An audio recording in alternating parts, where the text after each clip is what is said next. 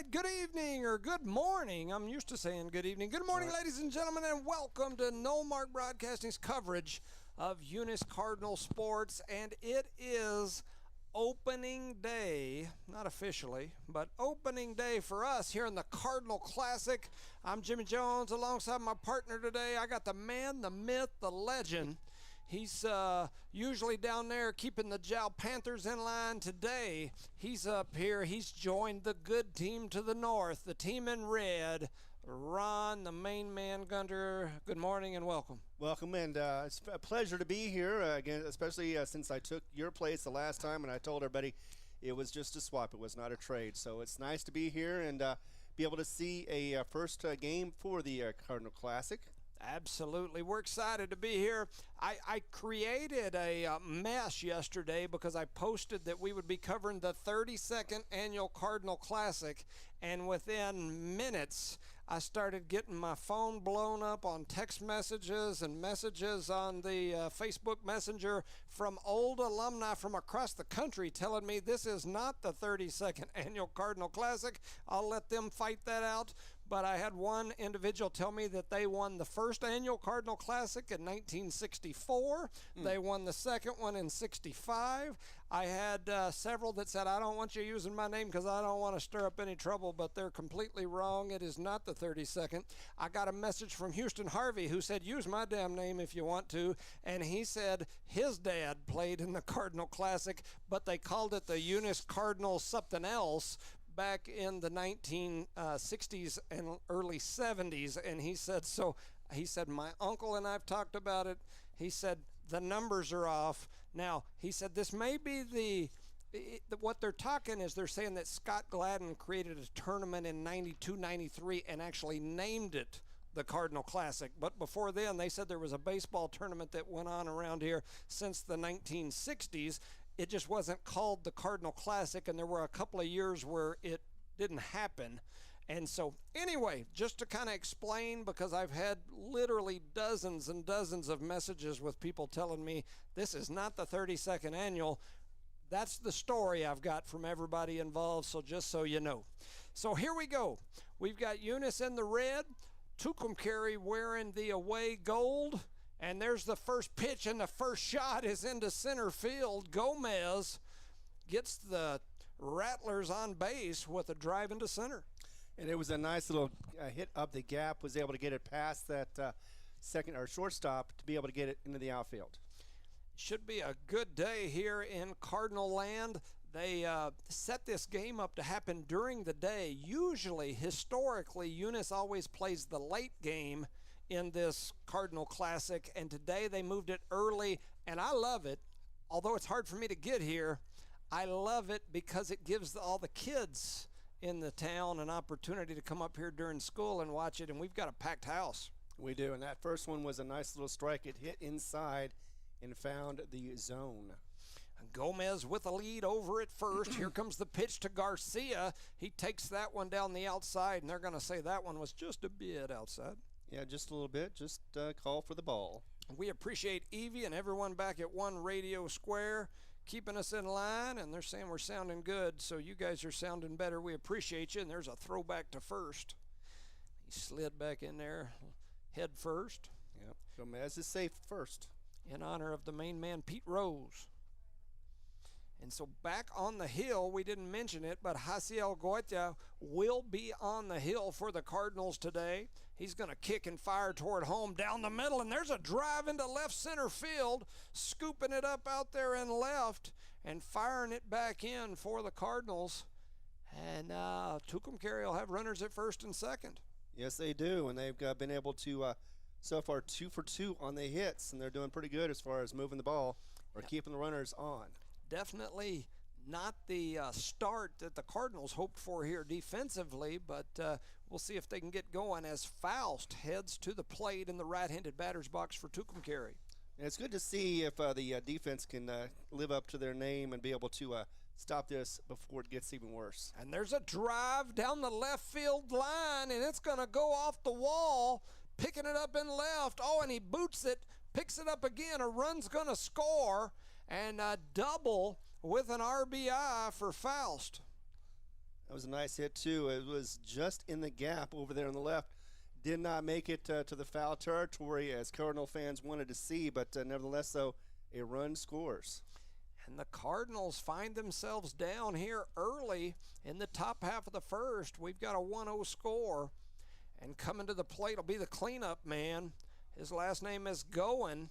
And we'll just hope it ain't gone here as he comes to the plate. Here comes Hasse kicking and firing it toward home. And that first pitch is right down the middle and in there for strike one. Exactly. So runners on second, third. No outs here early in this ball game. A packed crowd, the elementary kids continuing to stream in here, and there's a big breaking ball. He thought about swinging and then watched it go outside for ball. Probably thanked his goodness that he did so. It was very much outside. He would have had to stretch to get to it. He'd have looked like plastic, man. This is one of the first games I've done here in the morning, and I just realized how hard it is to see the scoreboard, and that ball is going to be outside a bit as well. So I think that's 3-1. I think it's 2-1. 2-1? I can't, man, I tell you, I can't see that at all. I see the guest with one, and that's it. Otherwise, let's see, 2 balls and a strike. Ooh, so and that one's going to be, almost gets him on the arm. And I can't tell for sure. It's a ball. Maybe 3-1? It is 3-1, you're right. 3-1. Yep, there he goes. Correct, 3-1. All right, so here we go.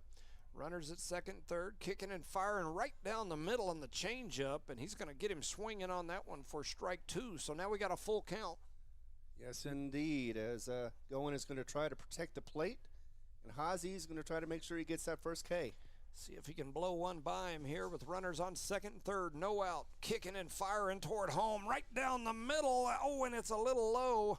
So they're going to say he walked him, so the bases are juiced with no outs. And here comes Payan. They already had 1 run come in already. So Payan, the number 5 hitter. I'm not sure if it's Payne or Payan, but I'll call him Payan until somebody slaps me upside the head and gives me some pain. As here comes the next pitch, and it's outside for ball 1. Now, I was looking on the list, and it looked like it's Payne, but again, it could go either way. Yep. Yeah. That P-A-Y-N, I'm not sure if the Y gives it the Y, Payne like the sound, I does, like Payne. Or the ouch. But there's a fly foul right back over the top of us. Thought about diving out there and grabbing it. And there's a whole bunch of young kids in line still coming through there. They might have got a knot on the head with that one. No, I think the net protected it either way, though. Yeah, it just goes to right here, so all that area down there by the concessions, you get a knot. Yep. So pay attention, everybody. Yes. Yeah, when you're coming in down here by the check-in place where you pay to come through the ticket gates, you can definitely. I don't like to stand down there more than a couple seconds. People will stop and want to talk, and I keep on moving. I know, There's right? a big breaking ball swung and fouled off. Just barely got a little bit of piece of it, so he stays alive. Yep. And so, anyway, an interesting day here. The first time I ever remember in the years that I've been coming to the Cardinal Classic where they've done it in the daytime, giving all these youngsters an opportunity to come watch. And that one's going to hit the batter, and that'll walk a run home as he gets hit by a pitch. So that'll increase the lead to 2 now. I don't know if statistically speaking, if you get hit by a pitch and the bases are loaded, do you get an RBI for that? No, I don't think you do. No RBI, just a hit by a pitch, Right. and it earns a run. It's not a hit, so if it's not a hit, it's not a RBI. Yeah, I guess you didn't bat it in. You walked them in. So Right. now we got a big long lefty up there, Apodaca. He's a tall drink of water as he swings and misses at the first pitch for strike 1. Yes, indeed. He looks like he's got some power, and he's going to go and jack it to the left-hand side if he does hit it. Yep. I got Baeza out there in right field ready to make the grab. He's got ties to Jow down there to some of your regulars. Hector Baeza is his, I guess it'd be his great uncle who has Lavelle Insurance. And so ties to the Hobbs community and the Jow community. Hector Baeza sits on the NMJC board with my wife. So here comes the next pitch, a swing and a miss. And that'll be strike 2. Indeed. Otherwise, he'd be sitting down now. Yeah. I can't see the count out there from 1 and here. 2 That's is the count. 1 ball, 2 strikes. Yes, indeed. So here comes Haase back on the hill, bases loaded. Here comes the pitch, way outside. And so now 2-2. Exactly, just like that dancer. Yep. And so he's going to step back in there, the lefty.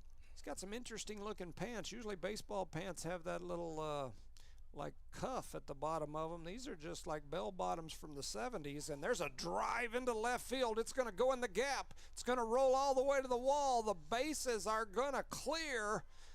Oh, no, and we had one that tripped over third base and fell, and so that holds him up with a double. And so multiple runs scored there as a 2 RBI double. I think I was pretty certain the way it was hit, even if it was deep in the gap, it was just going to be a double, and it was going to be a 2-run RBI or double RBI. No doubt the run was going to be a double. The guy on third would have scored what was a walk-in if he hadn't come around third and looked like he was on a slip and slide and bounced off the turf and went to rolling across the ground. And by that point, they were like, yeah, I'll just stay here. Indeed. But that first one, swing and a miss, strike one. So setting in the catcher spot this year for the Cardinals is Isaac Morales. I believe he's just, I don't know if he's a freshman this year. A junior. Man, he's older than I thought he was. Second one is a strike. I know they have that whole group of guys that were 8th graders last year that got significant playing time. I see Gallegos in the starting lineup. He's one of those. And so there was a big group of 8th graders that moved up last year. And here's another pitch. And, ooh, that's going to be called strike 3. The batter didn't like it. Wow. But if you're a Cardinal fan, if you're Charlie, you think it was a great call. As down goes Archuleta on the strikeout, and that'll bring up Navarro to the plate. And that's Hase's first strikeout for the game. Yeah. So we'll put old Haase up here with his first K, and here comes the next pitch, and that one almost gets Navarro as it is inside. Looking at the Cardinals, so far this year, they're 4-1 on the season. Max Prep's first ranking of the year came out this week, and they've got Eunice as the #1 ranked team in 2A. It's early. A lot of teams still hadn't played enough games to get into that classification. The Jowl Lady Panthers, their softball program, got the first #1 nod as that first ranking came out. And so a couple of South Lee County teams sitting in the #1 spot across the state. The Cardinals got some work to do here to maintain that. And that second pitch, is going to be outside for ball 2. And Jowl, the softball team has had 7-0 for their record so far. They've been playing really well, including the 2 games they played against Hobbs JV yesterday. Got a good group down there and been building for the last few years, which historically Jowl softball program has been pretty dang good for many, many years. 3-0 is the count right now. Haase behind on it. Navarro in the right-handed batter's box. Haase going to kick and fire.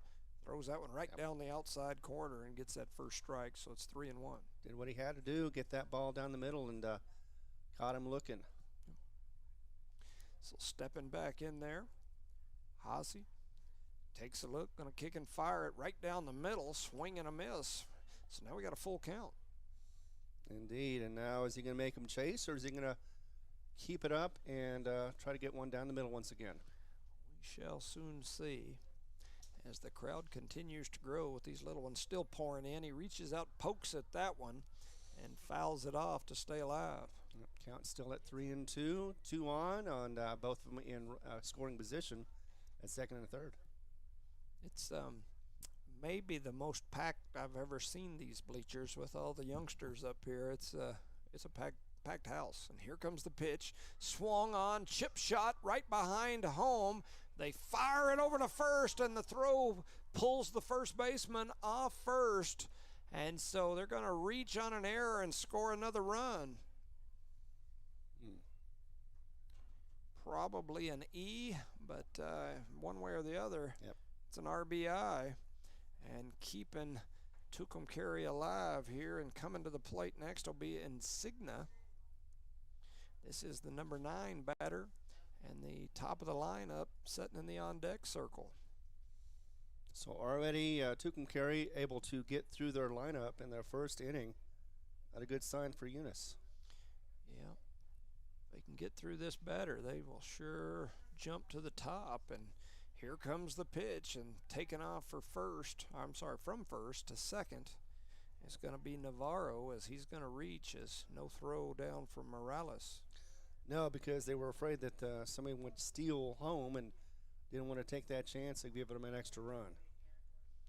It's always a definite challenge there to decide whether to throw or just to hang on to it, and that pitch is going to be outside for ball 2. Yep, kind of pitching towards that runner, making sure he doesn't steal and get that extra run in for Tucumcari. Yeah. So 2-0 here. Haase on the hill, kicks, fires toward home, right down the inside corner. Good-looking pitch, little fastball with some movement on it. Strike. 2-1.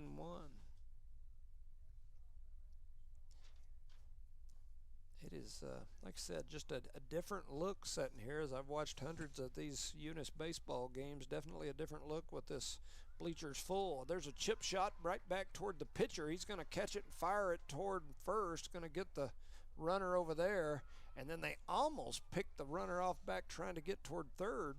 Yep.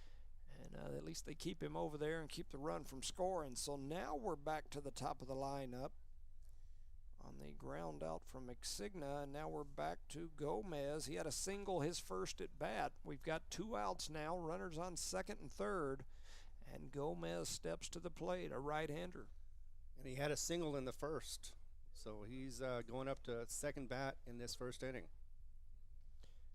And that one's going to get through, and no, he thought it got through, and he was sitting on it like a chicken in an egg.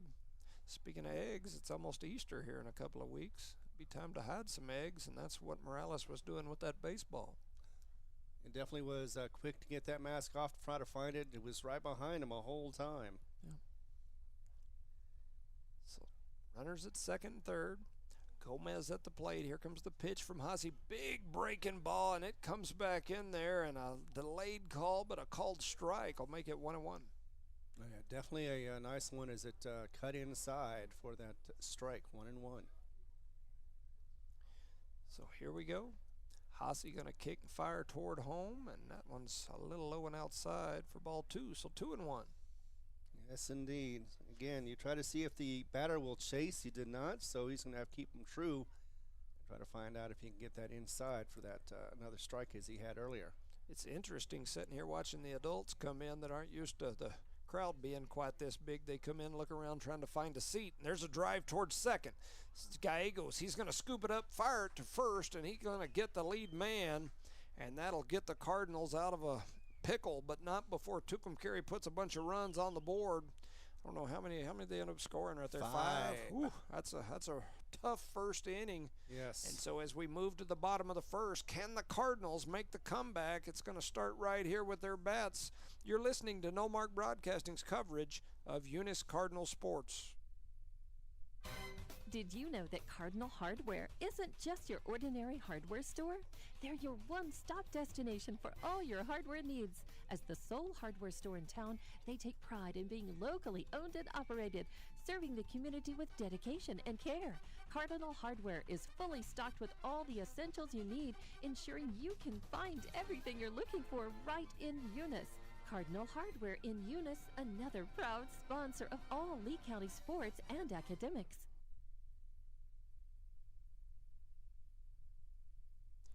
All right, welcome back, ladies and gentlemen, to No Mark Broadcasting's coverage of Eunice Cardinal sports here live in Eunice in the 32nd annual, arguably, Cardinal Classic. And just a quick update, I always keep up with my NMJC folks, an old alum, and my wife serves on the board, and we do everything NMJC. The NMJC ladies just upset the #1 team in the nation in the national tournament, 82-79 with the win over #1 Butler. The T-Birds will move to the round of 8, the Elite 8 in the National JUCO Tournament. Congratulations to the Lady T-Birds.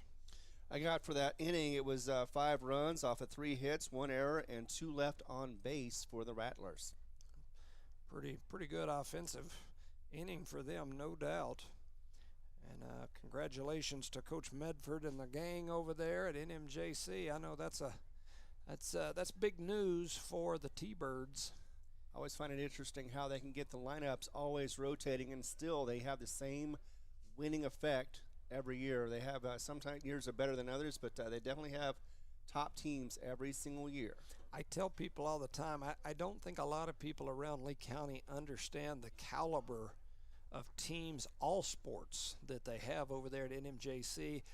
I see people that'll drive, hours to go watch college sports, and I'm like, any given year, you can go over there and watch a junior college game, and the following year, half that team will be playing for Florida State, Texas Tech, Oklahoma, New Mexico, Texas A&M. I mean, those kids are headed off to big-time schools to do big things, and you can go right over here where you can sit there and reach out and give them a high five as they walk by you in the gym. And so just a really cool thing that we've got a gym in the middle of the desert over there with New Mexico Junior College. And they only have 1 to 2 years to be able to hone their skills, and they usually do that very, very well, fast and efficient as well. Absolutely. So here we go. The Cardinals' Isaac Morales, the catcher, at the plate. And there's a high fly ball straight up over the catcher. He's trying to get underneath it. He loses it, trips and falls. The ball bounces in front of him. Lucky for Morales as he'll just take the strike. Yeah, exactly. It could have been an easy out for him, but again, like you said, he lost the ball a little bit. Trying to see, is that number 0 going? That is going at the pitch. He is pitching for this Rattler team. Speaking of Rattlers, get on down to Outlaw Grill, grab you some Rattlers. As a guy who hadn't had lunch or breakfast today, been too busy, it sure sounds like a good thing. And there's a high fly foul, and that'll probably catch somebody on the noggin over there wanting a hot dog. Well, now they got a souvenir, actually 2 souvenirs. Yeah, got the lump on their noggin as one. Exactly. Won't forget that for a while. Get Morales to get the Sharpie out and sign that lump, and be a pretty cool deal. So here comes the next pitch, and that one's way high, way inside. Mm-hmm. Big breaking ball that just never quite came back, stayed out there above his helmet. Yeah, and it was one of those he had was able to give. And there's that next one, low and outside for ball 2. So 2 balls, 2 strikes. So he's keeping them guessing, or trying to anyway. 1 high, 1 low. Let's see where this one goes. Here comes the pitch from Goen. That one's going to be just a bit inside. And so now we got a full count here to Morales, the first batter for the Cardinals here in this 32nd annual Cardinal Classic. Already down by 5, bottom of the first. Here comes the pitch, right down the middle, driven hard toward third. Third baseman scoops it, fires it over. A good play at third as Morales goes down on the ground out. It's a good glove and good throw there by the third baseman. And 1 out already for the Cardinals. And that'll bring up Julian De Leon as he heads up to the plate, the center fielder. Tall young man, and I usually know most all of these kids when they come strolling up to the plate. I don't know that I know this one. He is hitting .600 so far this season. That's awesome. And he's going to take that first pitch. For most batters, that would have been high, but for him, he's a pretty tall glass of water as he takes it right across the numbers and for strike 1. That next one's going to be skipping off the turf out in front of the plate for ball 1. So 1-1. Might as well have been very low for it. So, yeah, 1-1 is the count. Julian back in there ready to go. Going, going to kick and fire. And there's a drive into the gap. Headed over into left field. De Leon going to slowly make the turn. Look over there. Doing a great job out there in left field. The left fielder scoops it and fires it to second. So De Leon stands on first with the single. The first bat. Our first batter on base for the Cardinals here in the Cardinal Classic. And here comes my main man, TJ Tyson Jones. Team Jones right here in the house, number 13, batting in the 3 spot. His sister was the Hobbs New Son Athlete of the Week this week, and so shout out to her. And some good things from the Joneses. My first cousin's son. So here comes the next pitch. Our first pitch going to be low and outside to Jones. No call, so ball 1. Jones, the lefty, with a runner on first in De Leon.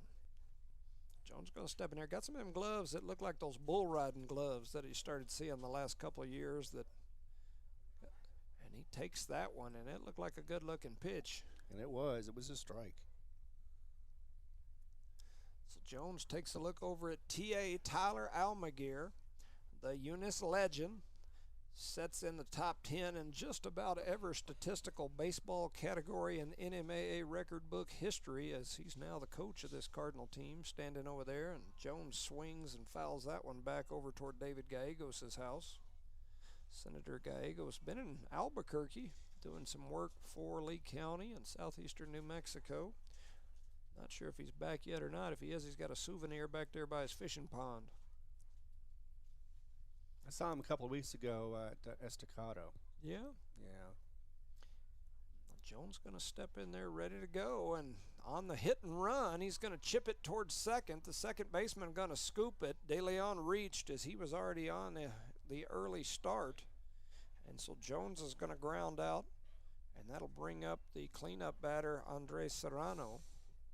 4-3 is going to get the second out, but it's going to advance the runner, and he's at second, so he is in scoring position. But Rattlers, though, 2 up or 2 down already, and want to see that third out. Rattlers got 5. I'd like to have about 5 Rattlers from Outlaw Grill, one of our good sponsors. Run on over to Outlaw Grill and grab you some Rattlers there on Main Street. The Outlaw Grill in Hobbs is closing. Closed, yeah. And so Johnny now's got Burrito Beast, another one of our good sponsors there on North Grimes and Hobbs. Here comes the next pitch, and that one is inside. Definitely. Gave Serrano a little shave just in case he forgot his razor this morning. Yeah, that was definitely a close one. So runner standing on second, 2 outs. Here comes the pitch. It's driven foul over toward the home dugout. 1-1 now. So Eunice is hoping to see if they can get some runs generated with 2 outs and just 1 on so far. Stepping up there, ready to go. I can only imagine the chaos down at the concession stand as that pitch is going to be inside. Yeah, can you imagine all those little kids wanting to drink a candy bar or something? The folks working the concession stand aren't going to be used to that type of volume. I know exactly. No, not everybody's here to watch the game. There's a shot down the third base line, and they yell foul ball, as that was a close one. But it did just sneak past third base. That one stays about 3-4 inches to the right, and Serrano, even though his horse is kind of like a Clydesdale, still would have easily been into second, and De Leon would have been sitting on home plate. So after the foul ball, it turns all of that into a strike, and it's going to be outside for a ball. Did not catch the corner, so it'll be a full count once again. So Serrano going to step back in there ready to go. Going on the hill for Tucumcari. He's going to kick and fire, and there's a rocket right down the man, another Same one. thing. Woo. Yep. That was very close this time. It just barely made it on the foul side. But he stays alive, so he has another shot to be able to get an RBI or at least get on base. He was out there working on his elbow and wrist angle, kind of like I do on the golf course after every swing I make, because every swing is messed up. And here comes the next pitch, and that one's hit right back over in that same area. He's just getting around on him early every time, but he rocked that one over there toward Coach T.A. on the third base line again. Yep, doesn't have the timing down, but once he does, I have a feeling it's going to go out. He's just going to try to see if he can find the gap. So here comes the next pitch, and that one's rocked, and that one almost takes Almaguer's head off as he hits it right over there to the same spot again, but this one was a rocket. Yep, it was, and it went straight for him, a beeline for his head. They've completely run out of seats here, so they've got kids piled out toward the batting cages and around the outfield fence. You'll see little heads peeking over out there, as it is a packed house here for opening day of the Cardinal Classic. Here comes the next pitch, and that one's driven into deep left center field. It's way back. It could be. Holy cow. Eric Swain, you've got property in your old yard back there, as going yard is Serrano with the 2-run rocket. Cardinals get on the board. And what a way to do it, too. Going yard just near center field as he went, and didn't even have any help with the wind as it's going from left to right. Serrano with an absolute rocket. The center fielder took about 3 steps to his right and then just stopped and was looking toward the sky, as I wasn't sure that Ovi Ontiveros wasn't in his Baylor airplane flying over the left center field fence, and that is about the deepest part of the stadium as he rocked it right over the ladder.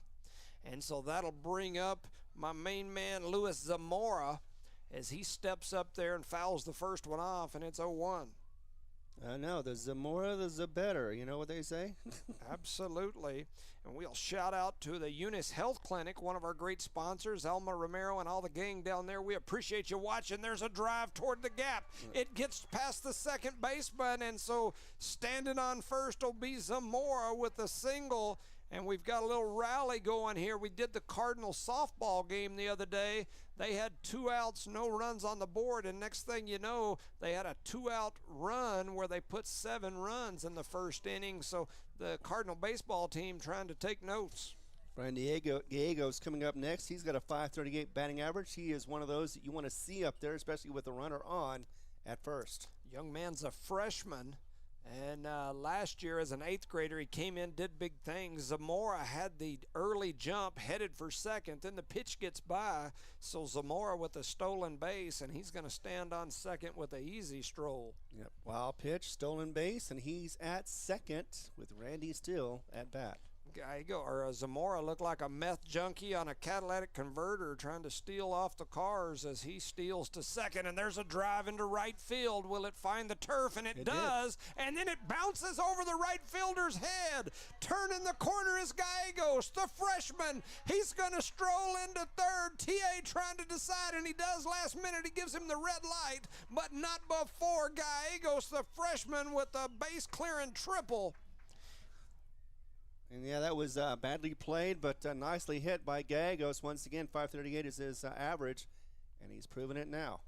And that'll bring up the big man, Ethan Wilson, who we had a great time watching play basketball this year, dunking it with one hand, 2 hands, any way you wanted him to. Let's see if he can slam dunk one out there into the green grass as he steps up there ready to go. Wilson is an absolute beast on the hill. Can absolutely throw the baseball. Well, he's got the height, so he might as well be able to. He can throw it like Randy. Yeah, for sure. As Ethan Wilson comes from a family that likes the diamond historically. No doubt about it. His sister is probably the only pitcher to ever take Eunice to a state championship softball game. They ended up losing that year and were runners-up, but she was an absolute beast, Regan Wilson. And there's a drive down the right field line. It's going to be fair. Strolling in as Gallegos, turning is Wilson. He's on his horse as he slides into second with an RBI double. Ethan Wilson putting another run on the board for the Cardinals. And now it's just a 1-run differential. It's 5-4, and the Cardinals, after being put up 5 in the first, are putting back answering. They've got 4 so far, and they're doing pretty good as far as keeping the outs to a minimum. And here comes the big man, Aiden Baeza. We talked about him earlier, one of that famous Baeza family around here. He's not very big, but boy, he's got a big heart as he takes a swing and a miss at the first one. .556 is his average, and another one that you want to see out there, especially with somebody on, and he can get that RBI, get it up to a 5. Baeza with several injuries during the football season, one of our running backs, as he drives that one foul over toward the parking lot. And he just couldn't quite get healthy all year. It was like he'd get healthy, he'd have a huge game where he'd run for 200 yards and then get hurt and be out for a few weeks. And so it's neat to see him back out here competing here in baseball. As he swings and misses at that one, he's going to head over toward first. They throw it down there, and they're going to catch him as down go the Cardinals here at the end of 1, but not before they put some runs on the board. Your score, Eunice 4, I believe. Yep. And Tucumcari 5. You're listening to No Mark Broadcasting's coverage of Eunice Cardinal sports. For over 25 years, Eunice Pump and Supply has been more than just a business. They've been a part of the heartbeat of Eunice. From the oil fields to Who the did? classrooms, Eunice Pump and Supply Oh, really? all in back Wow. in the athletes, cheering on scholars That's and pretty investing cool. in I the didn't know future of that. Lee County. Eunice Pump and Supply takes pride in their hardworking team, their dedication to excellence, and most of all, the youth. Visit Eunice Pump and Supply, 1310 Avenue O in Eunice, and now proudly serving Lovington at 321 North Main. Your hometown partner and a proud supporter of Lee County athletics and academics. Eunice Pump and Supply, local, loyal, and proud to serve. All right, welcome back, ladies and gentlemen, to No Mark Broadcasting's coverage of Eunice Cardinal sports here live in Eunice for the 32nd, with little quote, finger quotes around it, annual Cardinal Classic. The Cardinals gave up 5 runs in the top of the first. However, they came back in the bottom of the first and put 4 of their own up, and so the Cardinals claw back into this sucker. They got their beaks and their peckers out, and they got back within 1, and so it's 5-4. And 4 hits, 4 runs, 1 left on base, and no errors as far as I can tell. should be makes it exciting anyway, puts this game back within reach, as it looked a little scary early there in the first. Well, they had 7 to go, so it wasn't like they had to go out all at once, but they did get a majority of it right there in the first. And coming to the plate will be Garcia from Tucumcari. Young man had a single his first at bat, and he'll step up there ready. I think I know some of my Eunice maintenance folks are probably listening. I think we got a wasp problem in this press box, so just for you to keep in mind, maybe when this tournament's over or after the tournaments, you can come up here and spray for some wasps, because I'm sitting here looking out the window and I keep seeing them flying around the window. And I know yesterday when I came up here to set up the equipment, I had to take my sandals off and was swatting wasp, as that pitch is going to be just a bit outside. Exactly, 2-0 is the count. And I've seen some wasp, even after a couple of days of freezing weather. It's amazing how resilient they can be. Oh, a little too resilient. Yeah, they're more resilient than me, that's for sure. And that pitch is going to catch the outside corner. And For so, a 2-1 count. yeah. Like I said, a pretty neat crowd here today. They're all getting some sunshine. Oh, definitely. And that one is inside, or really inside, for a 3-1 count. I like this ump. He gives us the count after every one. I do too. Absolutely. Trying to see here. Swung on and missed. That's going to be strike 2. So full count on this one once again for Garcia. So shout out to the Allen family, Miss Cheryl Allen. We appreciate you listening and watching, and absolutely we tried to make sure we could be here today. And so here comes that next pitch, and it's to hit foul up over the first base dugout. Going to get right off the top of the cinder block fence and then goes bouncing into the parking lot. Probably get a hood. If you got any body shop sponsors out there, we could use some body shop sponsors here at this Cardinal field. We always bust some windows, put some dents in some hoods. And here comes that next pitch, and that one's going to be low and outside for ball 4. And not sure what happened there. Oh, he threw his bet and he ran back to get Wrong it. way, yeah. Threw the bat the wrong way. Maybe he thought it was home for a second, but nevertheless, though, it did get the walk, and it will go to first. Yeah, it's always interesting to see the folks from out of town, because most of the time none of the local people park right here in the parking lot behind the field, and so they leave all those spaces open. And locally we kind of laugh and joke, because you can always tell the folks that aren't from here, they're like, hey, there's me a good park, and they pull up and park. And never fails. Every game I've ever been to, somebody gets a big dent in their hood or a busted windshield. Well, I've got plenty of dents in mine, Yeah. so it's just going to add to the mystique of it all. I'm kind of the same way, but yeah, that is usually the locals usually park over there by the auditorium. However, the auditorium's under construction. So here we go, runner on first, no outs. Here in the top of the second, and that pitch is going to be outside. Faust had a double RBI in his first at bat. Yeah, Faust is definitely an athletic-looking youngster, as he's got a 1-0 count here. Haciel's still on the hill. He's going to kick and fire toward home, and that one's going to skip up off the turf. Morales did a really good job staying in front of it. In fact, actually, Brant Faust has a 545 batting average, so he's pretty good on the stick. Yeah. Well, he's got a 2-0 count here. Morales going to settle down there behind him. Hasi takes a look over at first base. Over there, they're kind of clapping at him, and here comes the pitch, and that one's going to go right down the middle for strike one. Yep, caught it anyway. It's going to be a strike. Nicely done. 2-1 is the count now. Lots of little Cardinal youngsters running around in the bleachers. Kind of a neat environment here today. And, you know, I've seen where there's teams in like Indiana where they'll have like a crosstown rivalry game once a year where they play it during the middle of the day like this, where they allow all the elementary, middle school kids to just pack the gym and get rowdy. They teach them cheers, and it just makes a rowdy environment. So kind of neat. And there's a swing and a miss. So now we got a full count, I believe. We do. Another full count for the Cardinal pitcher, Hazy. Yeah, pretty neat to see all the youngsters setting up here. I like it. As Hazy looks back over there at first, trying to get him to throw over there, and there's that pitch going to be outside, and Hazy's going to lose that one as he's going to walk Faust. It's 2 walks in a row, unfortunately, and that means first and second are covered now. Hazy just with 1 strikeout so far in this game. And here comes Tyler Almaguer out there. He's going to, Hazy looks frustrated, and TA reached out and took the baseball from him, and so coming in over there is trying to see who that is. That almost looks like Big Rob.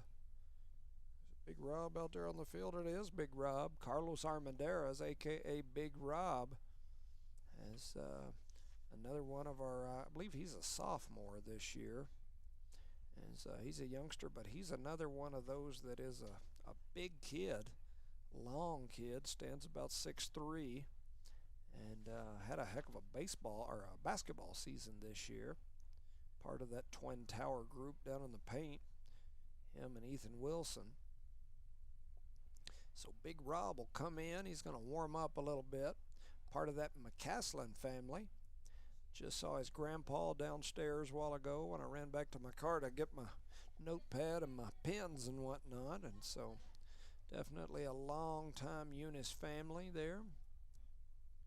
Got several messages since I got here about the 32nd annual Cardinal Classic again, and I know that there's been an ongoing debate and discussion about that. So what I'm being told by the powers that be here within the school is that Coach Gladden started calling a tournament in 92, I believe, 92 or 94, the Cardinal Classic. And it sounds like everybody's in agreement that there was a baseball tournament in Eunice that was going on long before that, and that it started possibly in 1964, and that it's went by several different names through the years, but ultimately Eunice has had a baseball tournament going on here since the 1960s.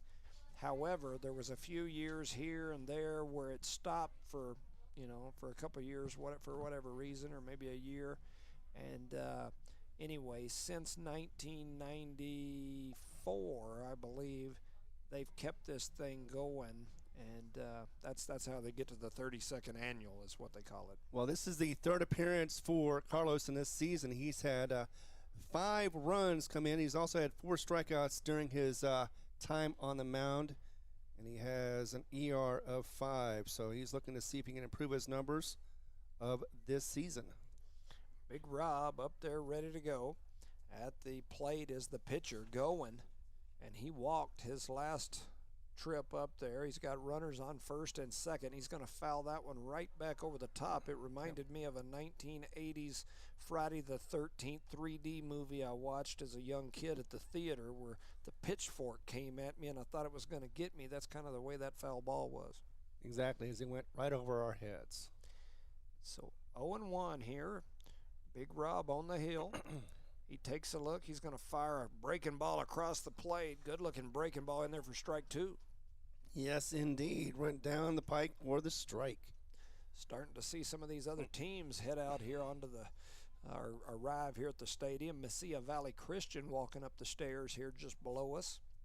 As Big Rob ahead on this one. Oh, yeah. Runners at first and second. Big Rob with the pitch, and that one's going to be low and outside. That'll be his first ball. Did not chase that one, and yep, you're right. Ball 1. Going. He's another long, athletic-looking young man as he steps in there ready to go. 1 ball, 2 strikes. Runners on first and second. We're in the top of the second inning here in Eunice. And that one's going to be a little high for ball two. So 2 balls, 2 strikes. This Rattlers team just has just enough players for the team. They don't have too many extras to substitute if they are in need or in dire need of a rest. I agree. I noticed that when they were out there for the national anthem. And there's a dry foul over into the parking lot. So staying at 2-2. Indeed, and yeah, it's going to be interesting to see if or how Carlos can get through this inning, or at least start it off. He's doing pretty well so far on the mound. So now he's going to kick and fire toward home, and that one's going to get all the way through to the backstop. Morales had a shot at it when he picked it up and misplayed it, dropped it, picked it up. By that point, it was too late, and so the runners will advance to second and third. Respectively, yep, and yeah, just one of those bad pitches. It was a wild pitch. For a second, the runners decided, I didn't think they were going to run, but then they saw that the catcher had not found the ball yet, so they went ahead and tried it over to their next plate, or base. Fixing the equipment, nicely done. Yeah.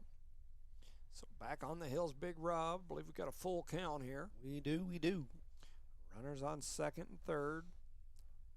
Big Rob steps on the rubber, takes a look at Morales. So he can walk him and put him on first, and nobody would advance. And there's a drive. It's going to go into the gap, right into center field. De Leon going to scoop it, and he's going to fire a rocket shot right onto home plate, and so that holds one, but not before Tucumcari scores one. Yep. And so for his own cause, he's able to get another run in, and it is now 6-4, 2-run lead for the Rattlers. And that'll bring Payne to the plate, depending on how you want to pronounce it today, as here comes that pitch, and that one's going to be bunted back into the screen. And he had a little pain as he was hit by the last time he was up. Yes, he did. Shout out to Miss Melissa and Roger Holland. Appreciate you guys listening and watching. And so, watching from Phoenix, Arizona. Go Cardinals. Yeah, where it's not 100 degrees, I'm sure. Yeah. And Charlie and Rosendo both had to work Melissa, and so we've got the main man, Ron Gunner, here helping with us today.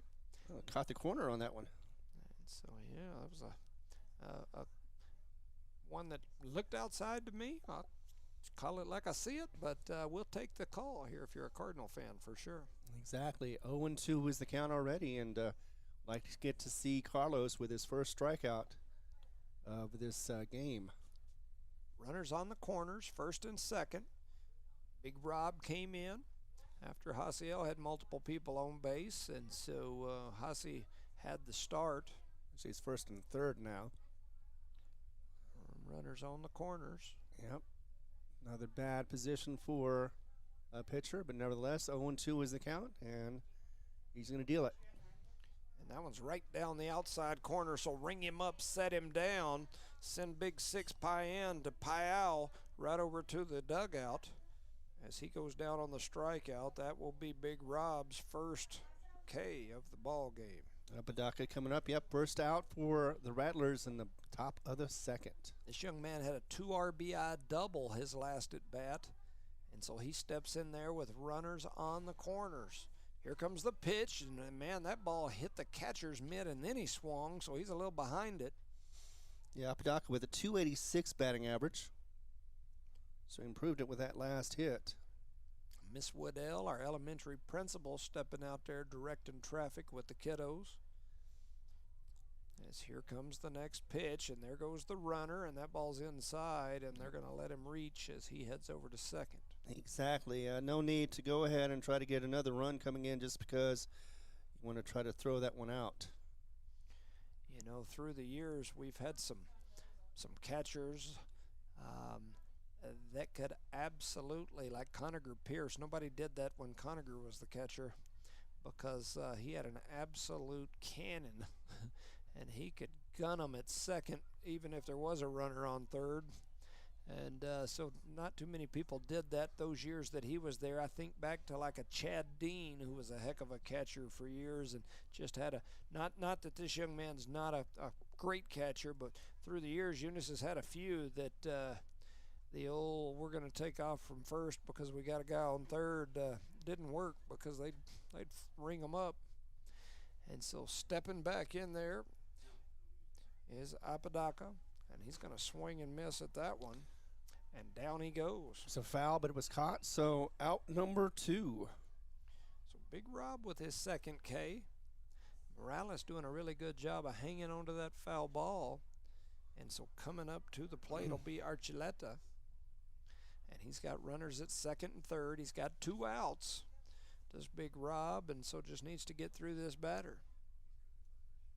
Yes, indeed. And Archuleta is going to try to see if he can get some RBIs under his belt.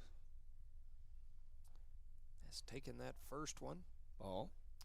4-ball number 1. As Archuleta back in there ready, Big Rob takes a look at Morales, hides his face behind the glove a minute, then shakes his head, and here comes the pitch, and it's going to be low and outside. But not a wild pitch. We don't need those, as that one goes ball 2. Mr. Miller over there hanging out with his middle school kids. Meet the Millers. He's got him a cold drink in his hand. Sure it's a Sprite or water, you know, something like that, as there's a big breaking ball high and inside. Kind of an interesting looking pitch. Yep. Just a bit inside, try to see what he could muster as far as getting him to swing, but no look. Just kept watching it as it went by. So runners at second and third. Big Rob ready. Here comes the pitch, and that one's low, and so that'll send a runner over to first base as Archuleta walks, and he walks with the bases now loaded, and Navarro comes to the plate. Navarro with a single RBI his last trip to the plate.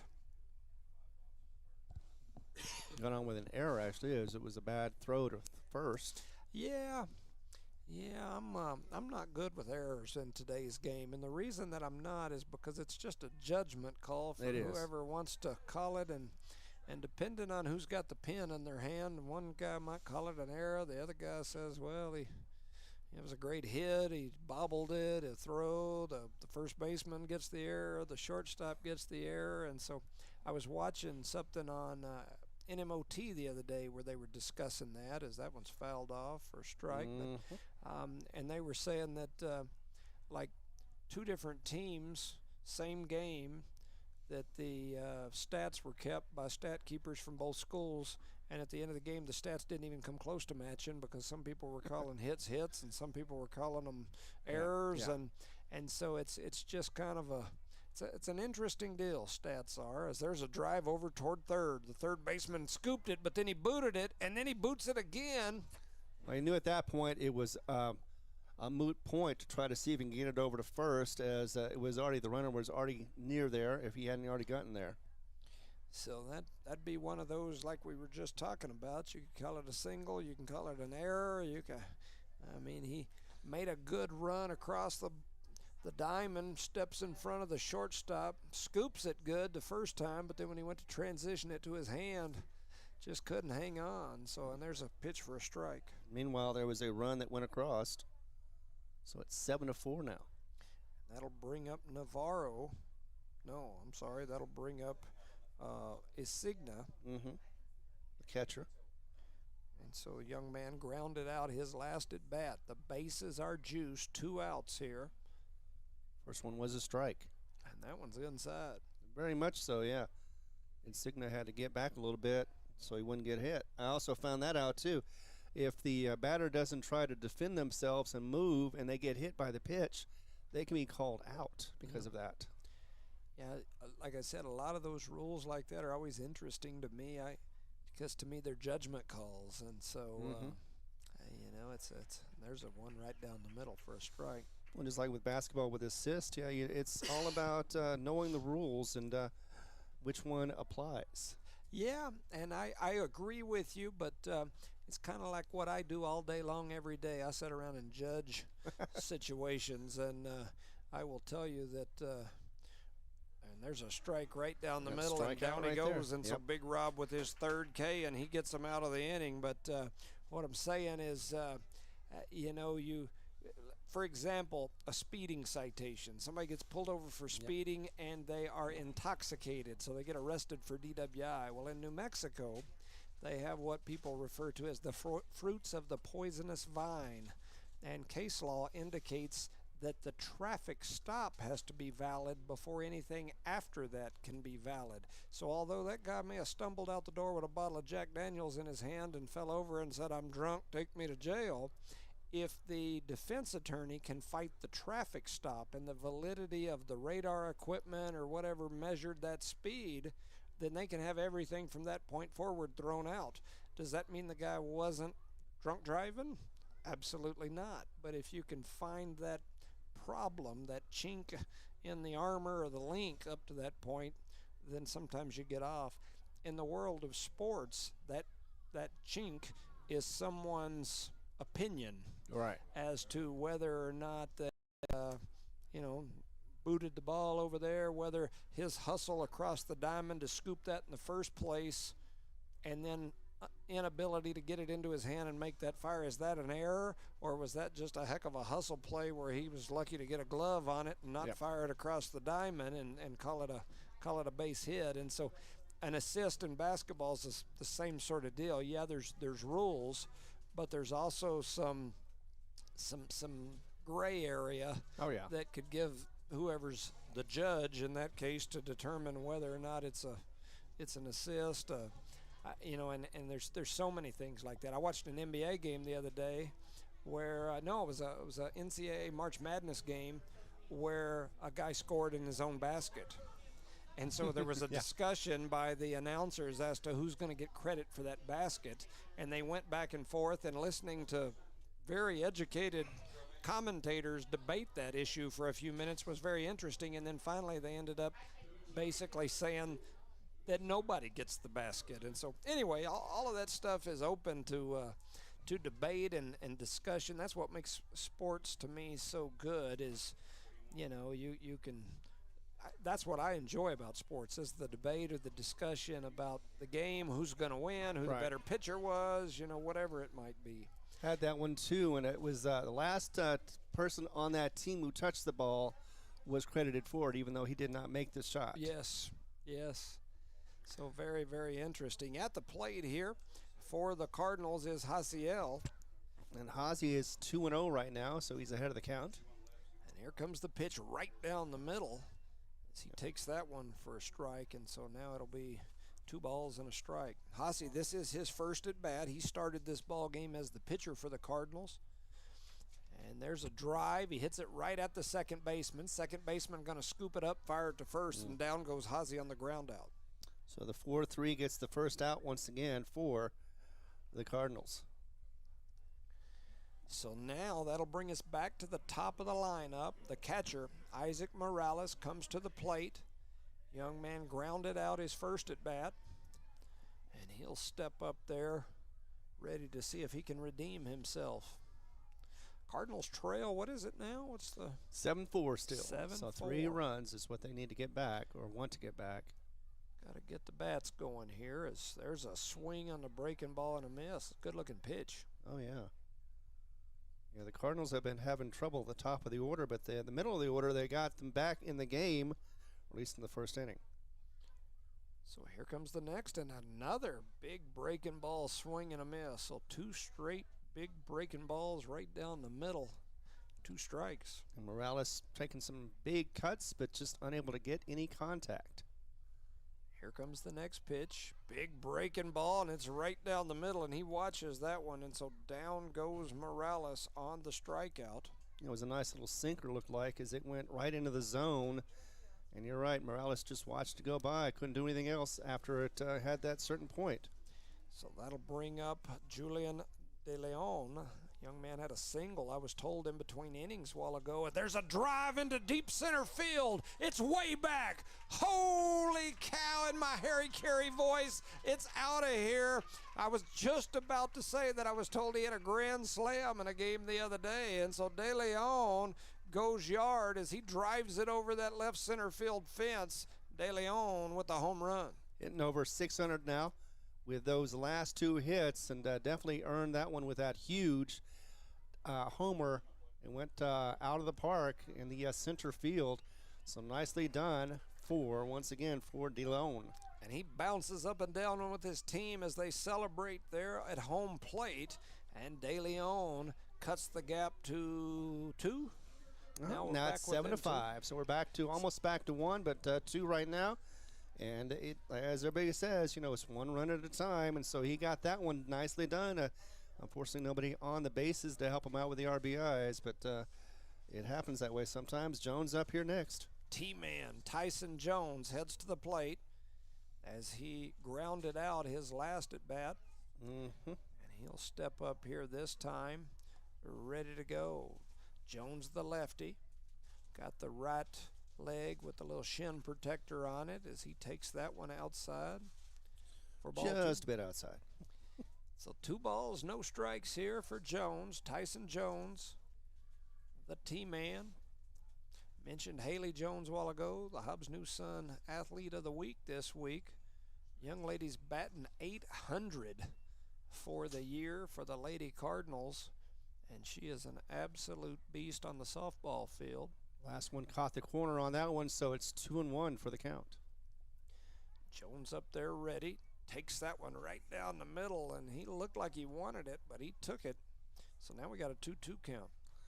Sometimes caution overwhelms you, and you don't swing the bat, and once you realize you need to, it's too late. So he's back in there ready, and that pitch came out of the pitcher's hand a little funny, and it was way out there. So usually that means that they're trying just a little too hard. They had the ball just a little too longer on their hand than they wanted to, and it went a little erratic. But he did have that extra one to give, so now it's a full count. So Jones back in there ready. Here comes the pitch, and it's driven right at the second baseman. He boots it, he picks it up. Diving in there is Jones as he was giving it all she's got, Captain, as he goes Pete Rose style into first. But down goes Jones on the ground out, his second ground out of the day, and that'll get Tucumcari out of the inning as we move to the third. Your score, Eunice, can't remember, 7-5. They trail Tucumcari 7-5. You're listening to No Mark Broadcasting's coverage of Eunice Cardinal Sports. Thomas Welding, precision, strength, reliability. Located at 3529 North Del Paso Hubs, Thomas Welding is your trusted partner for top quality welding and industrial services. They specialize in carbon and stainless welding, operate an ASMER stamp code shop, and provide roustabout services, dirt work, equipment rental, sandblasting, and coating. Owned and operated by Justin Thomas, who says we take pride in serving our community and are a proud supporter of Lee County athletics and academics. For expert craftsmanship and dependable service, call Thomas Welding today. Outlaw Grill, the perfect spot for family dinners and date nights. Craving something extraordinary? Outlaw Grill serves up delicious fire-grilled steaks, fresh seafood, and authentic Italian pasta, flavors you won't find anywhere else. Dine in or call ahead for a quick and easy gourmet meal in Hobbs, 575-392-2012, or the Eunice location, 575-942-2466. Proudly supporting Lee County athletics and academics, Outlaw Grill is your go-to for great food and community spirit. Come taste the difference at Outlaw Grill today. All right, welcome back, ladies and gentlemen, to No Mark Broadcasting's coverage of Eunice Cardinal Sports, here live in Eunice for the 32nd Annual Cardinal Classic as the Cardinals trail here. Got another run on the board, but we'll see if Big Rob, who made the transition onto the mound in the last inning, can, in his first full inning on his own, see if he can shut down this Tucumcari offense, because that has been the problem. We've been able to put runs on the board. We just have given up more than we've put up. Yeah, that last inning, 1 home run, 1 run, nobody left on base, and no errors as we go to the top of the third. Big Rob takes the look there for Morales. He's going to take the sign, and so here we go. Here comes the pitch. Big fastball high and inside for ball 1. Big Rob, a.k.a. Carlos Armendariz. This young man used to be a little bitty fella, and then all of a sudden he wasn't a little bitty fella anymore, as he's going to throw that one outside for ball 2. And Big Rob was was a little fella all through elementary, and then next thing you know, I saw him and he was like 6'2", 6'3". That happens sometimes. Yep. So here comes the next pitch. That one's right down the middle. It's hit over toward third. Third baseman going to scoop it up, and then he throws it into the dugout. Got a little too happy about that one as he gets to second on that error. And hustling down there was Morales, who hustled all the way down from first, slid into the turf, picked it up right there in front of the Tucumcari dugout, holding the runner to only one base. And so the Cardinals just struggling defensively here early in this ball game. Yep, trying to keep the bases empty, but instead on the first batter, gets them on, and it gets them in scoring position already. So coming to the plate will be number 7, Garcia. This young man had a single and a walk his first 2 trips to the plate. And then, I'm assuming what they're having problems with is that talking equipment. They have that equipment now where the coaches and the pitcher and everybody can communicate through that headgear. And I've seen them working on that a couple of times. It's not like back in the day where you just give them a little, brush down the forearm and a 3 sign and a swing sign, and that meant this. Now it's all they're talking to each other. As that first pitch is outside. Well, like you said, perspective is everything, and if you miss the interpretation of it, it can change the whole play. Yeah, for sure. Runner out there at second with a big lead, and he's kind of got somebody sneaking in behind him, and that pitch is right down the outside corner. The catcher did a great job of framing it. Mm-hmm. And, if anything that is easy to steal, usually it's second base, as the second baseman is usually far away from the base itself. Big Rob looking at Morales. He's ready. Here comes the pitch, and that one's outside, and they kind of bobbled the catch, and the runner started to take off for third, then thought against it and went back. One thing about Morales is he does have a great arm. He's got a good arm. I mean, he'll fire it down there. And you usually try to do that. You try to tempt them to run so that way you can throw them out at third. It did not work that time. So is it 3-1 here? It's 2-1. 2-1, okay. Here comes that next pitch. Swung on and missed. Looked like he might have got a real small piece of that, although Morales held on to it. So now it's 2-2. Yep, either way. Tied up at 2. Mesilla Valley gonna head out of the bleachers. Their coach calling them down below. Yep, the Blazers walking by. And that one's going to be low and inside for ball 3. So now we got a full count. Once again, Armadaris doing some good work on the mound so far in his second inning. Looks like a bunch of our little ones are maybe headed to the cafeteria for some lunch. Here comes the next pitch. A swung on, hit foul. It's going to get out of here right off the edge of the fence. Go skipping over there towards some of them little ones that are over there, probably headed back toward the elementary. Very well be. They're just happy to get any kind of time off from their classes. Yep, absolutely. And a day like today, tomorrow's going to be a little windy, but today is nice. There's a swing and a miss, partially Nicely tipped done. and then caught by Morales. So down goes Garcia. And so Big Rob with his 4th strikeout here in the limited time that he's been on the hill. So coming up to the plate, trying to look, that's number 3, Faust. He had an RBI double and a walk his first 2 trips to the plate. He's going to slide up there ready to go. They throw back and they get him in a pickle here. And he did throw stop. it over. So he's in a rundown right now. And now they're going to tag him out, and so they get him over there in the rundown in between second and third, and the runner stops on second, and he's not happy about the call. And so he's staying there, he's waving his hands around, and the coach for Tucumcari's coming out, and they're going to try to say that he slid under. And that's another one of those rules. As long as he stays on there, and if it be argued that he is safe, it is good. Otherwise, if he leaves the base, they can easily tag the bag and get him out, even if he isn't out. But I think he will be this time around for Gomez. Yep. So let's see what they do here as the home plate ump just told the Tucumcari coach to go get in his box. So he directed him back over there, and they're going to say he's out. So all of that to say that he's headed to the dugout. And so the Cardinals defense coming to life here in the part of this inning, and so looks like they'll get him. 5 in the first, 2 in the second allowed, and so far in the third, 0. The goose egg being dealt with 2 outs so far and nobody on. I was trying to see. This is number 3, Faust, still yes, there. It is, Faust. As they got the other in the rundown. I couldn't. I was sitting here confused to myself, thinking, "How'd he still up there?" But I got it. So he never took the swing. He just got the first pitch. Yep. And so, once again, a lot of little ones here today, with the elementary and middle school all out here watching, and different classes at different times. I guess they couldn't get them all out here at the same time. Right. And there's a chip shot down the third base line. It's going to stay foul. Right. Just a bit foul, as they say.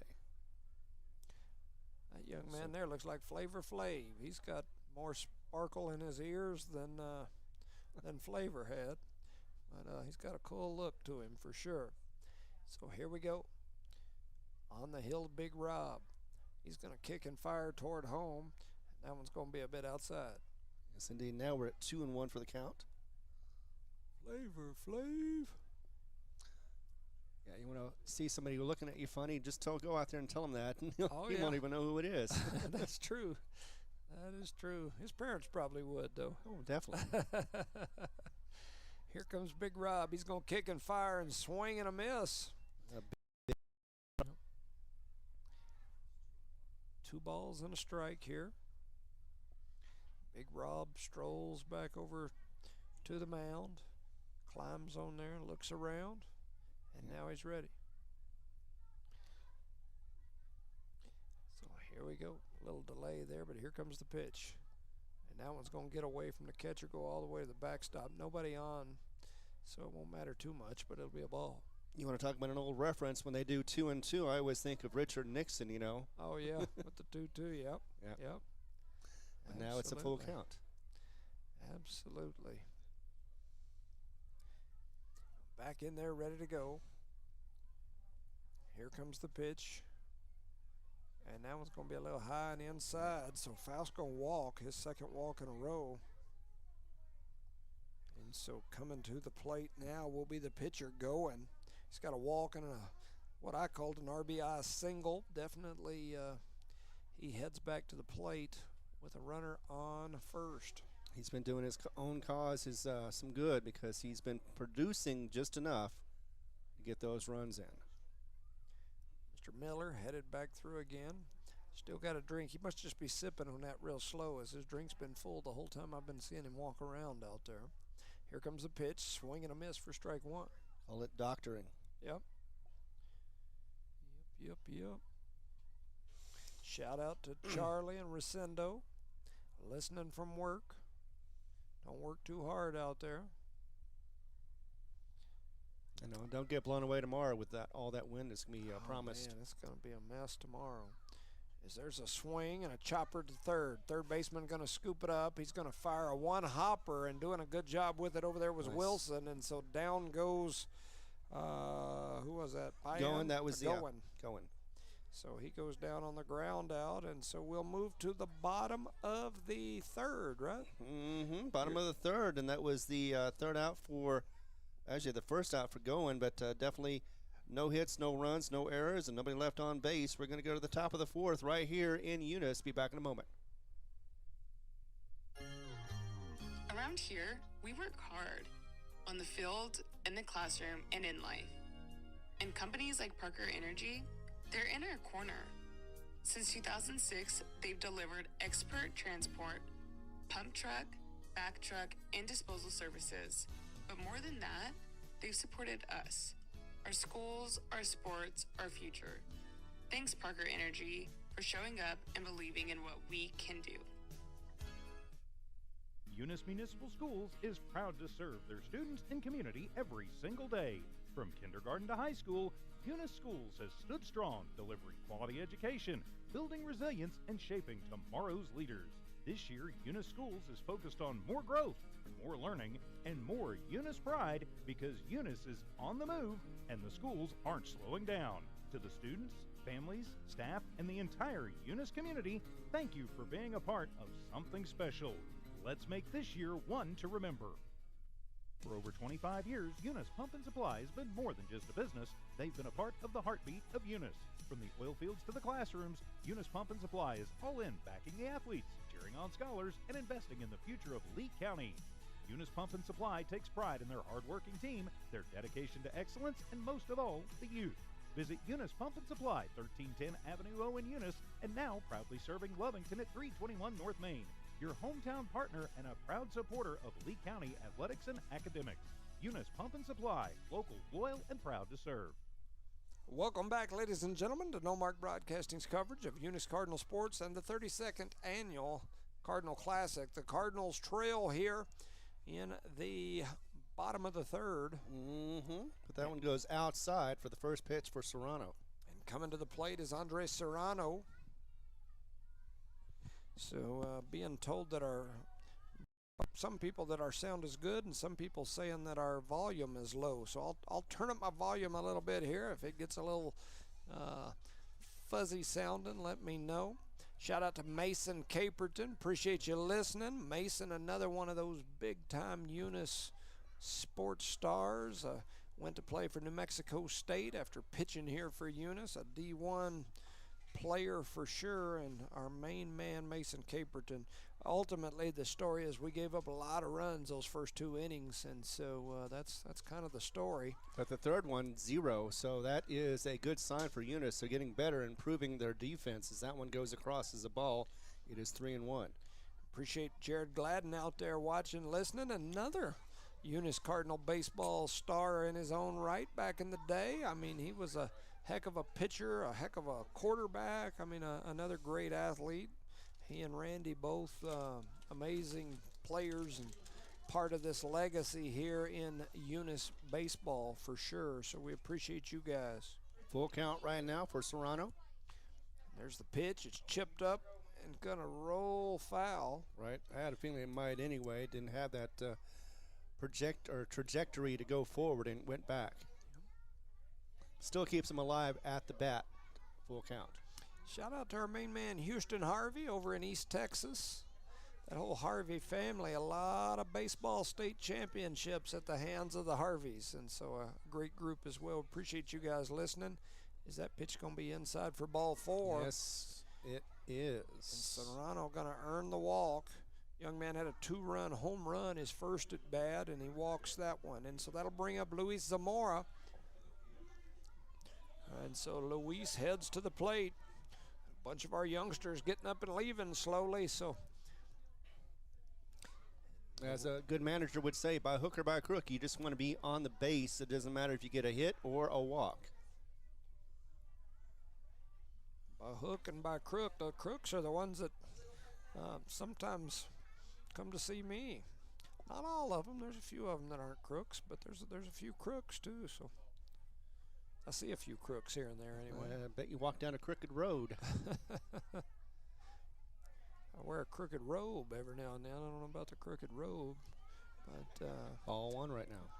so 1 ball, no strikes. Here comes the pitch, swung on a hit, a high fly ball into shallow center field. They're both trying to get there, and it's going to bounce. They're trying to get there on the lead, and they missed the throw, and so Serrano going to reach, and so I'll call it a infield fly or a outfield fly, shallow single. Yeah. Definitely could go either way. Did not have the position on that one. Neither one of them did. They thought they did, especially shortstop, but unfortunately did not quite get it tracked down correctly. And that'll bring Randy Gallegos, the freshman, to the plate. He had an RBI triple his first at bat. And so he comes up here ready to go. Runners on first and second. We got a couple of little fellas playing peekaboo right over the edge of the window here with us, just trying to see if they can see in and check us out. It's like a little peekaboo. I'm trying to get on the camera too, but it's a little too high for him. First one was a ball. He was trying for a nice little bunt, and they are ready for it. Rattlers are, but let's see what happens next. I'm playing peekaboo with the little kids at the front of the press box here. What do you remember about the game? I remember we played peekaboo. With the crazy guy with a headset on his head. Exactly. Meanwhile, back to the action. It is 1-0. All right, so squaring around is Gallegos, looking like he might bunt here, as then he pulls it back and takes a hack at it. Yep, fouls it into foul. the screen there. I tell you, I guess I hadn't looked at the youngsters in this generation lately, but there's a lot of earrings out there. Lots of fellas running around wearing earrings. I mean, that was a jewelry sale. They got some bling bling going on here, and so the ball's going to get booted, and the runners are going to advance. He kept it in front of him, did the catcher, but he wasn't able to keep them from moving. It wasn't doing anything to prevent that steal for both sides. So, yep, now they advance to third and second respectively, and we've got runners in scoring position with no outs. 2-1 is the count. And Gallegos ready. Here comes the pitch, and he's going to take that one right down the middle for the strike. And the catcher jumped out of his stance and run over there to tag him. I guess thinking that maybe that was strike three. I don't know what he was thinking. Maybe. Possibly hoping it would be a strike three, but instead that didn't happen. But a nice little gap. Oh, and that one's going to get through as it goes off the third baseman's glove. And reaching is going to be Gallegos, and he's going to get an RBI out of that deal. I'll call it a single. Guess it could be an error. But one way or the other, we've got runners at the corners. Serrano scored on that one, and it's now 7-6, a one-run lead once again. We hadn't seen that since the first. And that'll bring Ethan Wilson up to the plate, and the coaching staff from Tucumcari looks like they're going to make a pitching change here. Coach Montano wants to think about it here. While we've got a moment, just talk a little bit about this Rattler team. They've got one win this year coming into today, and it was a 25-4 win over Melrose.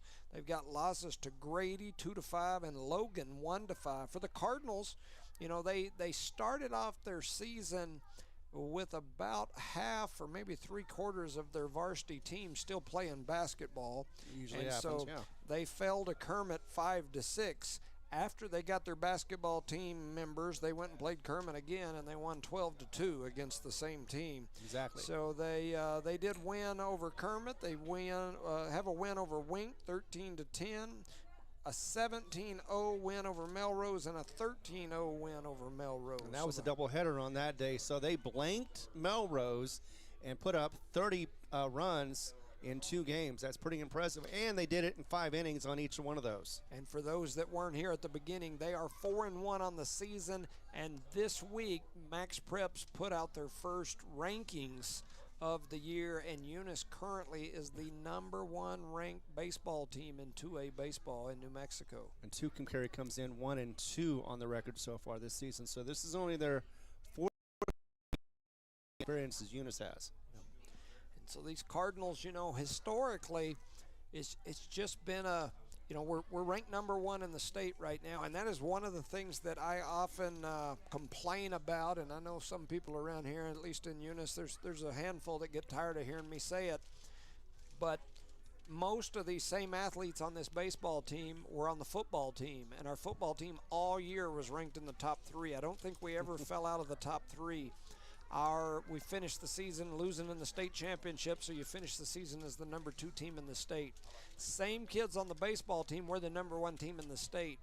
Most of the same kids on the basketball team, and we were lucky to be inside the top 20 most of the year, and made the state tournament, got beat in the first round, and so I'm constantly advocating for an improvement in our basketball. I mean, we've got a $40 million gymnasium over there that's absolutely amazing, and I'm like, now we just got to turn the programs around long term, not a year or two where we have a couple of years where we may make the Final 8. I'm talking about let's do some real improvement where we're expected to be in the Final 8 or better every single year. Well, you've got some other teams that are really good, Texaco. Oh yeah. And also Tatum, and some other teams that you just cannot overlook. And and think just because you've got a great team, you can play them and be able to beat them.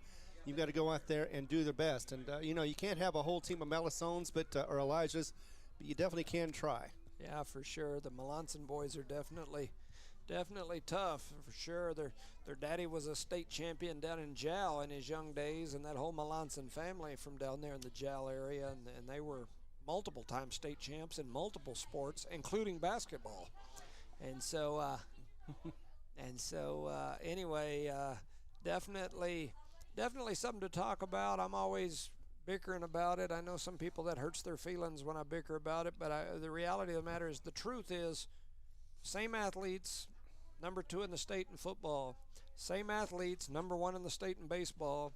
Same athletes, I think we finished the season at number 16 in basketball. I'm like, come on, let's figure out a way to. But here's the bottom line. You have fun, and you put it all out on the line. You do not leave anything for chance, and you do the best you can. If you can get all those things to do, then you can hang your head and say, you know what, we did the best we can. We didn't get our trophy, but we did get to play, and we had a lot of fun doing it. Yeah, so when I was in school, we won in football, we won in track, we won in baseball those years.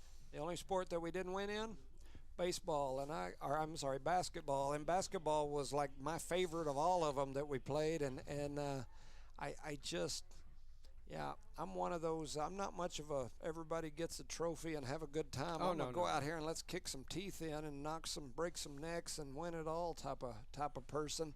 Is that first pitch gonna be outside? The runner's gonna easily steal over to second. Yeah, I just I'm always harping on it, and I know some of my Eunice people say, man, let it go, but we've just got to figure out a way to turn that corner on the hardwood. If we can ever figure out a way to turn it and build the program and then keep it. Our baseball program, even when they're bad, is for sure top 10, right. Even in the bad years. Our football program, even when they're bad, are for sure top 10. Basketball, we jump around and celebrate if we can make it into the top 8. I mean, it's like we've done something, It's hard, though, for a single program to be good at everything, but it is great once they do. There's a drive into deep center field. It's going way back to the warning track, and it's going to bounce over. Yep. Double. And so a ground rule double, and I believe that was Ethan Wilson. It was Wilson who knocked in that 2 RBI double. So Wilson now with the ground rule, and the lead for the first time for the Eunice Cardinals, 8-7 now. At this time of day, of course, I can't see exactly where he's at, but just looking where that center fielder's at, looking up, he's probably looking right into that sun as that ball was coming out there toward him.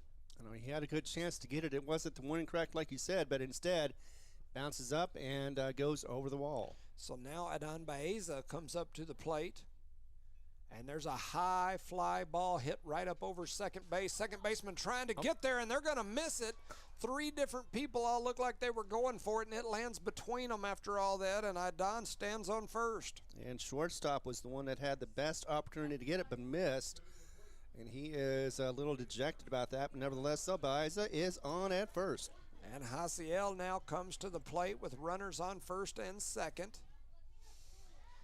And so the catcher wants to talk to his pitcher, so he's going to head out there to visit with him. And while he's doing it, Tyler Almaguer, the coach, comes over to visit with Hasi. Tell Hasi, hey, Hasi, we got to have you, man. Relax, and let's play some ball like we know you can do it. And Hasi now steps in there ready to go. Yeah, we'd like to get his cause in here and try at least get the not the losing pitcher. Yeah, and he's going to foul that one right back over the top of the catcher into the netting. So it's a little behind on that one, but a young lady right there has got an Arkansas Razorback on her visor. Now I think she's got a whole bunch of other teams on there too, but right away I noticed my Hogs, and there's a pitch, and that one's going to be inside. And the Hogs are doing well this tournament. They are. I think they play today. Is it today or tomorrow? I think it's today that they play. I think it's today.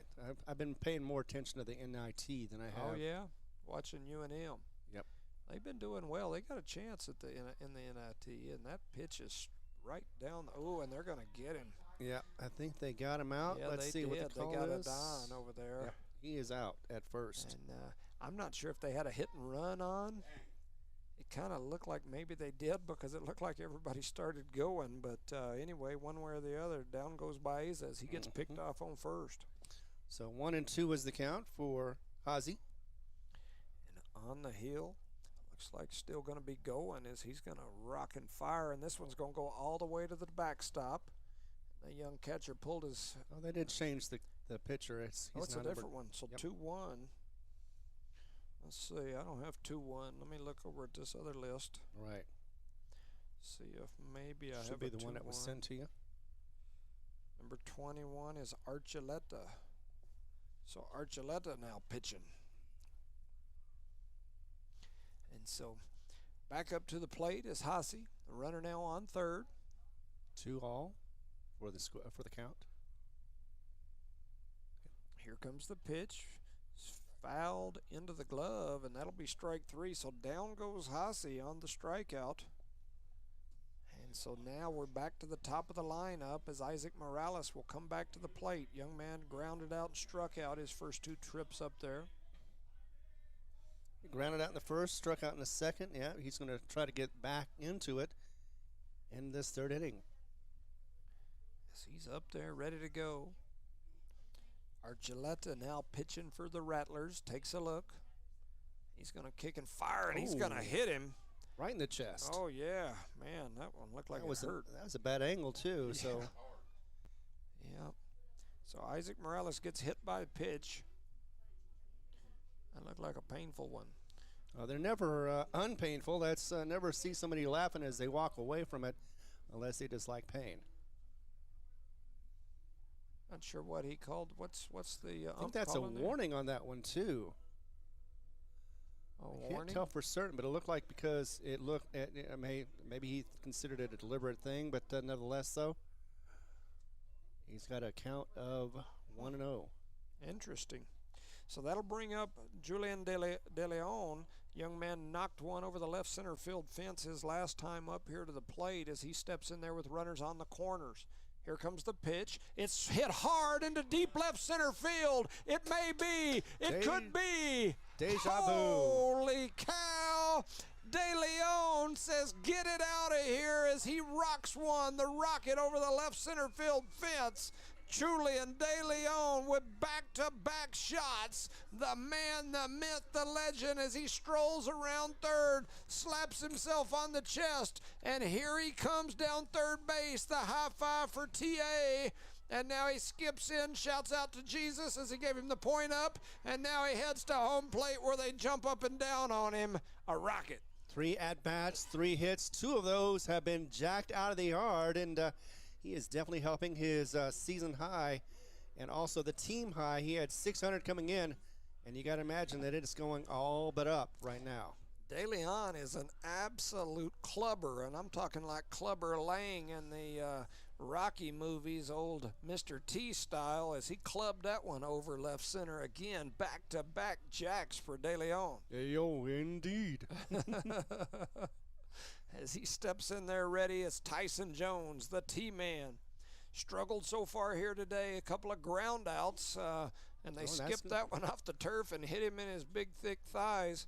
I thought for a second the ball was going to go out, but instead it bounced in, hit him, and of course he gets to advance to first. Well, T-Man's got some ham hocks on him, so when they bounce one off of that, he's like, that don't hurt, and as he heads over to first, and he gets hit by the pitch.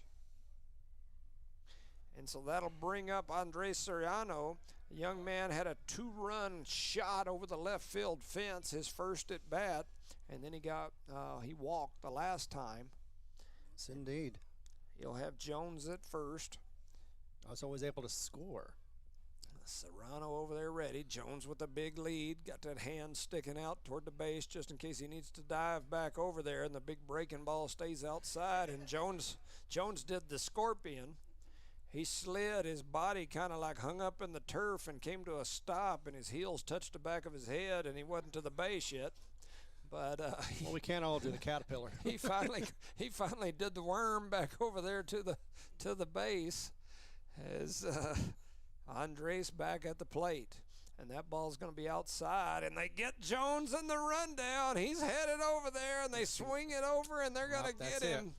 And team-man Tyson Jones goes down as he got picked over there, leaning just a little too hard, as I think he thought and Jones may be hurt as he's kind of slow getting up. Now he's just frustrated. Yeah, he's also knocking off the dirt off his uniform as he's trying to get collected, and knows he's got a long way back home, or back to the dugout to get that talk after that.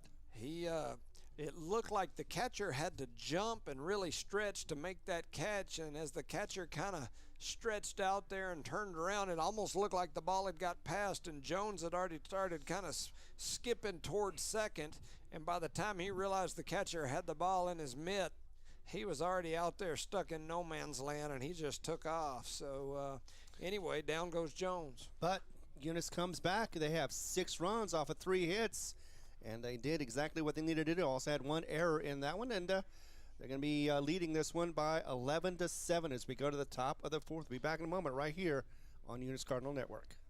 This message is fired up and fueled by Redbird LP Gas Company. Bart Parker, class of 71 and proud state champ in both basketball and baseball, and the whole awesome crew at Redbird are cheering loud for the Eunice Cardinals. Whether it's academics or athletics, Redbird knows you're giving it your all, and Redbird sees your determination. Balancing books and the ball field isn't easy, but you're doing it with heart, hustle, and pride. Redbird is proud of you, Cardinals. Keep soaring. From Bart Parker and the Redbird crew, behind you all the way. Go Redbirds! Guns Up Services is a proud supporter of the Eunice community and the Eunice Cardinals. Guns Up Services has been in business almost 15 years and is family owned and operated. Located at 2105 Avenue O in Eunice, Guns Up is your trusted vacuum truck, winch truck, frac tank, rental equipment, and dirt work provider. Guns Up Services in Eunice wants to cheer on the Eunice Cardinals and wish them luck this sports season. Guns Up Services, another proud supporter of all Lee County athletics.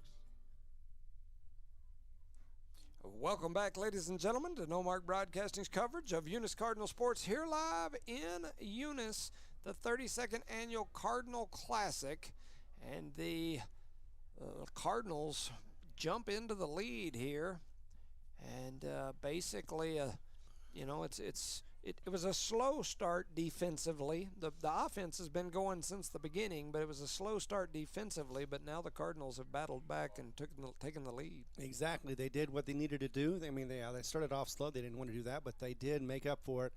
And as you said, they came back strong. I think they're just going to get stronger as this game goes along. First one, though, is a ball. Yep, so ball number 1 here, and here comes the next pitch. Big Rob on the hill. And he rocks and fires that one in. I don't have this 22. Let me see if I can find 22 as there's been some subs. Yep. 22. Skidoo. Do not. So 2-0, by the way. Two balls. Nothing for that one. So Big Rob doing a good job on the hill. He's got 4 Ks since he came in. And people sending me court questions here. And try to answer those as we go. And that looked like a pretty good pitch. I guess they're going to say a little bit outside. 2-2. So Tucumcari made the drive down here. Probably about a 3-hour drive, depending on how you drive, how hard you stand on the gas pedal. And that one's going to be outside for ball 3. So we got a full count. Once again. So Tucumcari wearing the yellow with the purple helmets, white pants, Eunice in the red jerseys, red and white hats, white pants. Here comes the count, or the pitch on the full count, and that one's going to be just inside for ball 4. So 2-2 is going to head to first. And that'll bring up the big man. I believe that's Apodaca. Should be number 12. He had a 2 RBI double, also had a strikeout as he heads up there to the plate. It's been a moment since he's been up. First one, though, goes across for the ball. My wife, shout out to her, working in the administration for the hub schools over there, texts me saying, "What are you doing?" "I'm broadcasting a game." Apparently she ain't listening. Nope. Here comes the next pitch, driven foul into the netting. That's one of those, tell me you're not listening without telling me That's you're right. not listening. Exactly. 1-all. Speaking of Hobbs, the young ladies over there at Hobbs with another state championship in basketball. Coach Joe Karp, the man, the myth, the legend, just doing work. And there's a drive into left center field. Nice hit ball. Scooping it up out there in center, and they fire it back in. So a single for. And it's interesting for Carpenter that his passion really was in baseball. He wanted to be a baseball coach, but instead he is now a really good girls basketball coach. Recruited and brought to Hobbs by my main man who I was visiting with yesterday, Ray Birmingham. Ray brought Carp here. And so definitely a good find by my main man, Ray Birmingham. And the funny thing is when he was talked to, he was actually getting his assistant coach telling her just the day before, hey, you should go to Hobbs. They're looking for a coach. Yeah.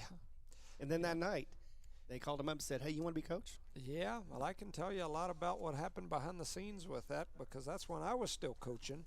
And Greg Haston was the athletic director in Hobbs at that time.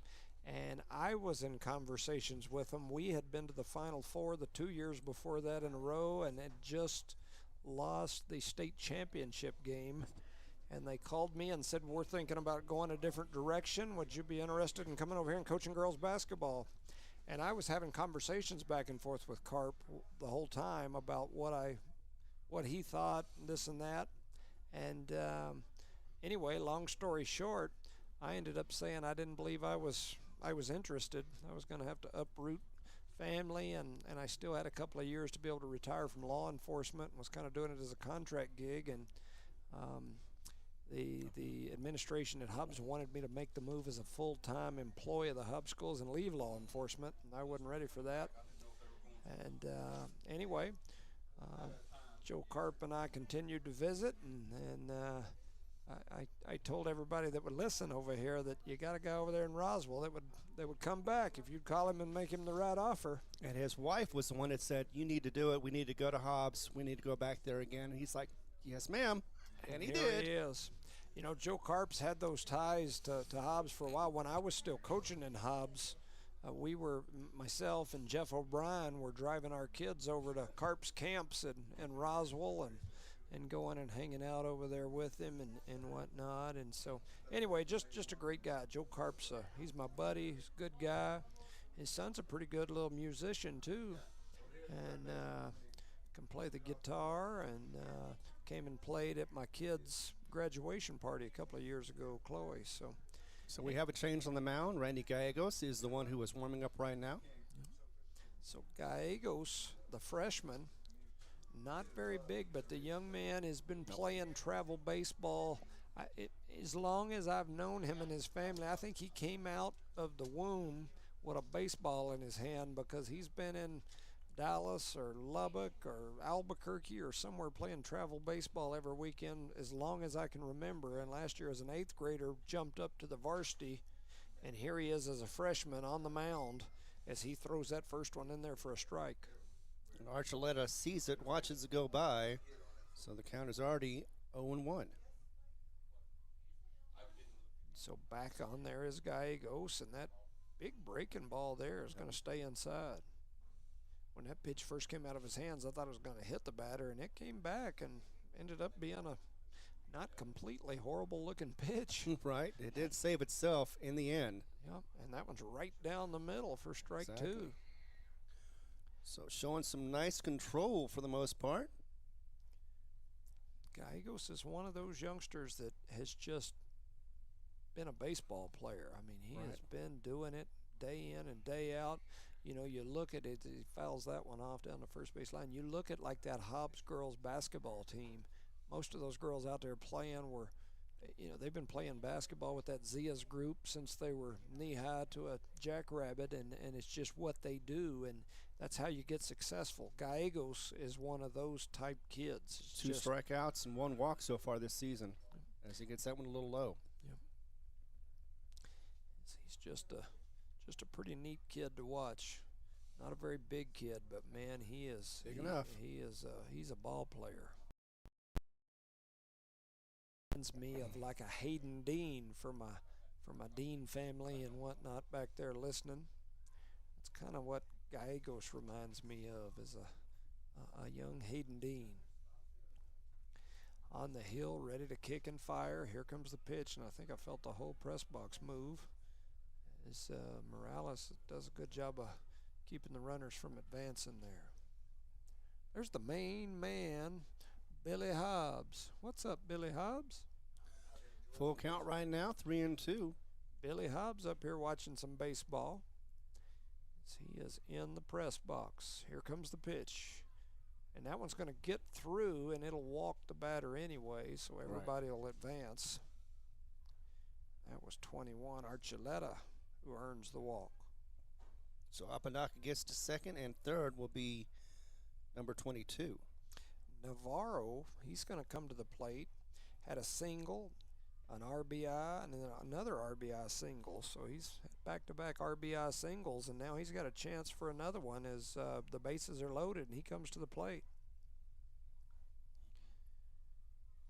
So Gallegos, oh, man, that was a close play as he turned and looked like he surprised that runner on first as he slung it across there pretty quick. I think if it had been down about a foot or two where the first baseman had a better chance at the tag, they might have got him. So here comes the swing and a miss pitch, and he whiffs at it. I felt the breeze off of that one. It changed the flag angle out there in center. Exactly. It was a big cut, but nothing but air. Back on the hill as Gallegos. He's going to kick and fire that big breaking ball, and they're going to say it stayed high. That was a close one. Yep, just didn't quite get down far enough. Gallegos' breaking ball's got a lot of movement on it and a lot of like high to low movement where it comes out of his hand and you think that's going to be way high and inside, and the next thing you know it's right there at the plate, and there's one right down the outside corner. The batter didn't like that. He shook his hand. And Navarro didn't even swing at that one, just looked at it, thought it was going to be outside, but instead it caught the corner in for the strike. 1-2 the count. Here comes the next pitch. It's right down the middle, swung on and missed, and down he goes. And Randy Gallegos with his first K, and then he turns around and the batter did on his way to the box as he tosses the bat. He was not happy, I think, about the pitch call before that. As he turned around and said something back out toward the field. Still in a hole, though, with the bases loaded. One out, though, and that does help a little bit. And I believe this will be Insignia. He had a ground out and a strikeout as he fouls that one back over toward my car. Correctamundo on everything. Trying to put a dent. I may need one of those hell repair places if. But you get a free ball. Well, that's true. Unless they take it out. Yeah, they probably would bring it back for a snow cone or something. There's a swing and a miss. That was an awkward-looking swing. Yes, it was. I think it was more of a defensive swing than it was anything else, especially halfway through. He had to move back a little bit and swing at the same time. Looked like Conan the Barbarian as he was swinging that sword across there.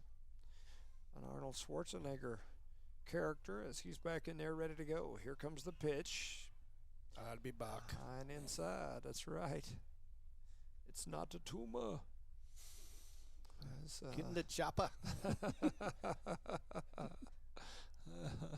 Speaking of chopping, he has been hacking at those, but let's see.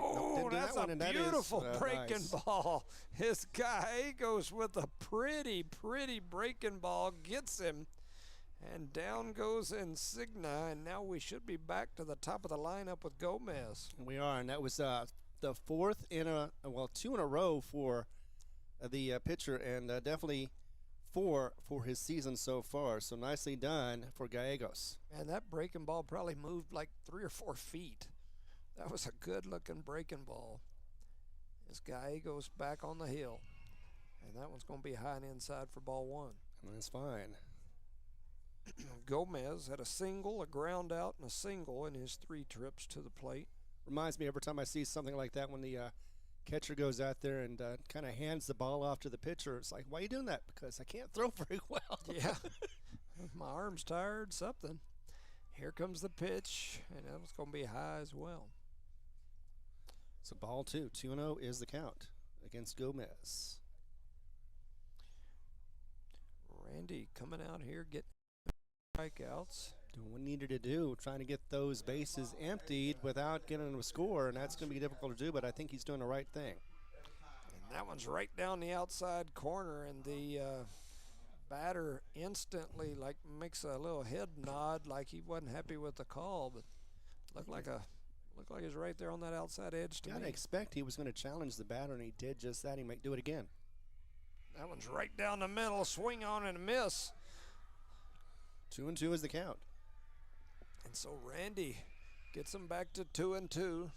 I hear a lot of screaming, but I don't know where they're screaming at her. Well, maybe it's, kids. Oh, So I can't see over that way. And there's a big breaking ball. Better drop third, and they're going to go ahead and get the out at the home plate. And so down they go, and that'll get them out of the inning. Whew, or out of that top half of the inning anyway. Exactly. So good for them, and they get out of the inning without any scores coming across, and they've got the lead still 11-7. We'll be back in a moment right here on the Cardinal Network. Did you know that Cardinal Hardware isn't just your ordinary hardware store? They're your one-stop destination for all your hardware needs. As the sole hardware store in town, they take pride in being locally owned and operated, serving the community with dedication and care. Cardinal Hardware is fully stocked with all the essentials you need, ensuring you can find everything you're looking for right in Eunice. Cardinal Hardware in Eunice, another proud sponsor of all Lee County sports and academics. Thomas Welding, precision, strength, reliability. Located at 3529 North Del Paso Hobbs, Thomas Welding is your trusted partner for top quality welding and industrial services. They specialize in carbon and stainless welding, operate an ASME-R stamp code shop, and provide roustabout services, dirt work, equipment rental, sandblasting, and coating. Owned and operated by Justin Thomas, who says we take pride in serving our community and are a proud supporter of Lee County athletics and academics. For expert craftsmanship and dependable service, call Thomas Welding today. Around here, we work hard on the field, in the classroom, and in life. And companies like Parker Energy, they're in our corner. Since 2006, they've delivered expert transport, pump truck, back truck, and disposal services. But more than that, they've supported us, our schools, our sports, our future. Thanks, Parker Energy, for showing up and believing in what we can do. All right, welcome back, ladies and gentlemen, to No Mark Broadcasting's coverage of Eunice Cardinal Sports here live in Eunice, as the Cardinals with the lead after trailing for a while. Yep, left 3 on base. Well, basically 2 on base, as the tag out was at home plate. Had 1 hit, no runs, and no errors. And what's our score now? It is now still 11-7. Goose eggs for the last 2 are the Rattlers, so they've been bitten by this Cardinals team so far after scoring so much, 5 in the first and 2 in the second. 7-11. That means it's time for a big gulp, as stepping onto the right-handed batter's box is Serrano, and he takes a big swing for strike number 1. Pretty convenient, huh? Yep. Number 0, Agent 0, Andres Serrano. He had a 2-run shot over the left field wall. His first at bat, he walked his last at bat. Young man's playing third base here today, and here comes the pitch. And it's driven into left field. Nice gap shot. It's going to be an easy stand-up single for Serrano. Exactly. And the youngsters go crazy over there in the bleachers. As they get rowdy, you can hear them screaming. There we go. Bottom of the 4th right now. So coming to the plate will be Luis Zamora. Young man singled his first 2 at-bats here today as he steps up there ready to go with a runner on first. No outs. Yeah, and the shortstop is going to try to see what he can do with the bat. Yeah. Up a little high, though. Going to be high and inside up over his head for ball 1. That was high for almost everybody on the team. So they take a little recess there as everybody just kind of stood around doing nothing for a few seconds. Not sure what all that was about, but here we go. Something wrong with the Matrix? Yeah. Runner on first with a big lead. And And there's a drive right over toward the shortstop. They got an early jump on it, so trying to get there, and they do, as he's going to beat it out as Zamora beats it out, and he's going to get his third single. And luckily, it looked like they had the hit and run on there. Serrano was 3/4 of the way down the base path, and he easily reaches second, so Short had no chance but to throw it to first. Short played it well, but lost it for a second as it hit off his chest. He was able to grab it up and put it to first, but not in time as it was run out. And that'll bring up Randy Gallegos, who squares away, showing bunt. Nobody's going to bite on it. And that ball skips up off the turf, and because the third baseman had charged in for the bunt, it took him a minute to get back there. The catcher had to double and triple pump it, and then when he let it go, that let all the runners advance. So now you've got Serrano on third, and he was kind of slow standing up there, kind of looked like maybe he scuffed his legs sliding into base. Nevertheless, though, a wide out on that pitch for the first one. Gallegos back up there ready, and that pitch goes behind Gallegos. At least over his head. Nevertheless, though, another ball, 2 in a row. And so now Gallegos, young man, had an RBI triple and an RBI single his first 2 trips to the plate here today. Could use a double here to start working on the working on the cycle, and that one's watching the delivery on that pitch, and they're a little different from what I'm used to, especially for a left-hander. Yep. 3-0 is the count. So Rarenbach ready.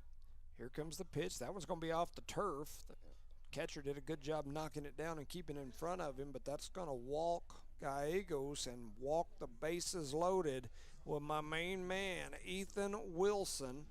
He had an RBI double and a ground rule double his 2 trips to the plate. So he stood on second from home his first 2 trips up there. If he could do it again this time, it'd probably clear the bases. It probably will, and give him 3 more RBIs to his name. So Wilson in there ready to go. Wilson, another one of those that just seems like he's been on the baseball field since he came out of the womb, and there's a big swing and a miss for strike 1. He had 500% on the batting average, so he's definitely improved that as well in the last 2 at bat. So Wilson steps back in there, bases juiced. Wilson at the plate. Wind blowing out toward right field. Here comes the pitch, and it's high and inside for ball 1. Indeed, 1-1 for Wilson as he is looking to see once again, maybe even try to get it out of the park and get that grand slam. Wilson, another part of those Twin Towers, him and Big Rob, both some big old boys. He steps in there ready. Here comes the pitch. That's inside, almost gets him on the bow. The elbow, that is. Actually, it looked like more shoulder. It was a little higher than that, but nevertheless, though, yeah, would have got him either way. Would have walked in a run. He stuck the bow out there like, ouch. As he now steps in there with a 3-1 count. They're ready to go. Wind blows toward right. Here comes the pitch. It's driven foul down the first base line. Jumping over there and making the stop is the first base coach for the Cardinals. Actually, the count now is 2-2. And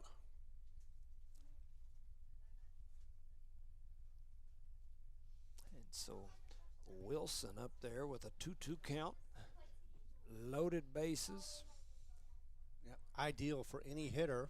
All they have to do is just get something going. And as you mentioned, he had 2 doubles so far in this game. That ball's hit hard towards center. Center fielder taking a few steps back, makes the catch on the warning track. The runners are going to take off, and so an RBI pop fly to the warning track in center for Wilson. Yep, for the sac fly. Nicely done. He was able to get underneath it this time and be able to catch it without a problem. So that does make it 12-7, a 5-run lead for the Eunice Cardinals. So that'll bring up Adon Baeza. He had a strikeout his first at bat. He singled his last at bat, possibly an error, but he reached. And so runners on second and third. Baeza comes to the plate. Wind seems like it's slowly picking up, blowing out toward right. Here comes the pitch. It's outside for ball 1.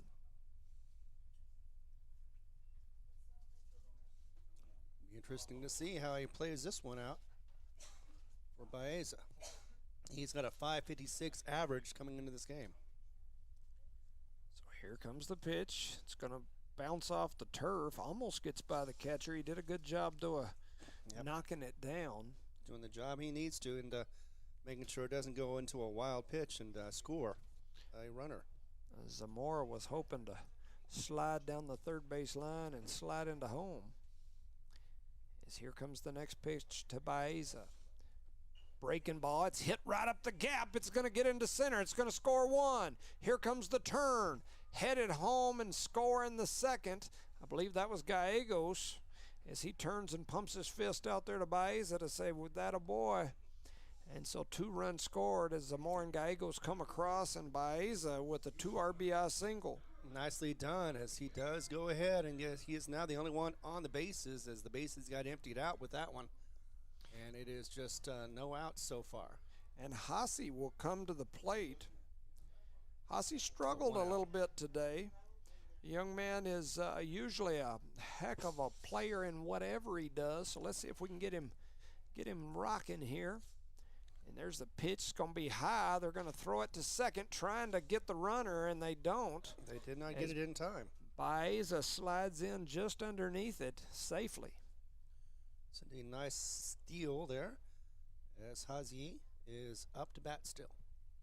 So 1 ball, no strikes here to Hasse with now a runner in scoring position in a speedy Baeza out there at second. Baeza sliding off second. Here comes the pitch. It's outside. It's going to get by. Baeza's going to stroll over like it's easy on a Sunday morning as he strolls over to third. Baeza with the steal as the pass ball. He was going to look like anyway, but he's over on third. Absolutely, and he just had that opening right there. Like you said, he just was able to walk right over to third base and take up camp and get into scoring position. 7 up, though, is what Eunice is right now. Hasse up there takes that one inside for the ball. So 3-0 count now. Now we got the 3-0 count. Yep. So Hasse just got to step in there and find this good pitch that usually this is the spot. Looking better than last drives time. that one, hit foul right over there, and it is going to whack that gray pickup just over the hood and go rolling, bouncing through to the rest of the parking lot. That was a close one right there. Hazy struck out the last time up, and so far he's still ahead of the count. So 3 balls, 1 strike to Hazy. Here comes the pitch, and that one's low and outside, so Hazy will walk, and that'll put runners at the corners. Mm-hmm. What a good day to walk. So with runners on the corners, we're back to the top of the lineup. Isaac Morales, and here comes Tucumcari's coach. They want to talk about it. Looks like we're liable to have a pitching change here as Coach Montano strolls out of the dugout. And let's see. I don't know. I don't know. We may just have a conference on that one because usually if it's a change in pitching, they go ahead and take it right away. I think the pitcher was a little too eager to get off the mound. We will find out, of course, in a moment. We'll shout out to some of these sponsors. Eunice Pump and Supply, the Nogelmeyers and the Matthews. Speaking of Matthews, I noticed we got a Matthews on the team this year again, so shout out to them. Eunice Public Schools, Mr. Hatch and all the gang. Our main man, Resendo. Redbird Gas, Mr. Bart Parker, a state champion in his day. Parker Energy, Brett and Penny. We appreciate you guys as well. So, after all of that, no change, and here we go. Isaac Morales, the top of the lineup. 1 out, 2 on. And he rips that one over toward left, trying to get it there. The shortstop made a good play on it, but couldn't get the ball there in time. And then the ball's going to go on a pass ball to third and sliding in safely to second. All of that to say an RBI single. Yes, indeed. So Isaac Morales doing what he needed to do, and now the big man, Julian De Leon. He singled his first at bat, and then the rocket got going as he rocked one over the left center field fence, and then he came back to the plate again and rocked another one. So back-to-back homers for De Leon as he steps to the plate here with runners on second and third. seeing if he can get 3 in a row. That'd be very interesting, especially with 2 on. He'd have a 3 RBI hit right here. So De Leon up there ready to go. Here comes the pitch, and it is way outside. That's where I'd be throwing if I was throwing to De Leon. By the way, we're up to or getting close to the mercy rule, but we need to be in the 5th inning for that to be effective. So De Leon back out there, takes him a couple of practice swings, steps in there ready to go. Here comes the pitch, and that one's gonna be looked outside to me, and then they overthrow trying to pick off the runner at third, and so scoring on the passed ball will be Hasiel, and the other runner advances over to third as well, and so we'll score again. So Morales at third right now. And now De Leon steps back in ready to go. Runner on third. Cardinals continue to put runs on the board. Here comes the pitch. That one's low and outside. Looking at a 9-run inning, or 9 runs lead right now for the Cardinals. It's been 5 runs in this inning. Let's see if this pitcher will throw De Leon some meat over the plate. He hasn't the last few pitches, and there was the one. As that one's right down the outside half of the plate for the strike. 2-2. So 2 balls, 2 strikes here. And De Leon in there ready to go. Here comes the pitch. And it's way outside. It's going to go by. Here comes the runner headed down the third base line, and he's going to easily stroll into home. Morales coming in for that score. Gets it to 10 now. I think that's David Manriquez, who was the pinch runner for Morales. That's right. They did have a pinch runner. Who scored there. And so Manriquez runs across home plate. And then there's a discussion. And they're saying that's the end of the ball game. It shouldn't be. We're not in the 5th. We're in the 4th. Yeah, so. I think that's what he just said. Oh, they're saying time. Because of the time, they're saying it's done. And so this ball game is going to be over. The Cardinals come out. They take care of business. A slow start defensively, but nevertheless, a good game for the Cardinals here in the opening round of the 32nd Annual Cardinal Classic. Definitely. Yeah, they put up 4 in the first, 1 in the second, 6 runs go on the third, and 6 more in the fourth. And it is called a little earlier. I think it's because of the Cardinal Classic. Either way, nevertheless, Eunice comes away with a victory. Once again, 5-1 is their record now. Shout out to some of these sponsors one last time. I know we didn't get through them all. Eunice Health Clinic, Badger Hydrovac, Mr. Shane Williams, the City of Eunice, Debbie's Country Kitchen, Cardinal Hardware, Redbird Garage, Eunice Wrecker and Rental, Thomas Welding, my man Justin Thomas, Guns Up Services, the Thompson family, Outlaw Grill and Burrito Beast, along with Bigot and Me Pizza and Johnny Robertson, NMR Pipeline, the Bettis family, Miss Stacy Pop, Parker Energy, Brett and Penny, Redbird Gas, not grass, that'd be a different. We have a bunch of those too, but Redbird Gas, the Eunice Public Schools, and the Eunice Pump and Supply. We appreciate you guys listening. The Cardinals get the win. Any final thoughts? I think the player of the game is DeLon. Of course, actually the whole team pretty much won this one for the Cardinals, but I think those 2 jacks over the fence helped get the victory, and so for that it is DeLon who is going to be, for me, the player of the game on this one, on this shortened 4-inning game. De Leon absolutely crushing some balls for sure. So for Resendo and everyone, for Resendo and everyone, Charlie and Evie and everyone back at One Radio Square, we appreciate you listening. For Ron, I'm Jimmy Jones saying thank you. Have a good day. We'll see you tomorrow.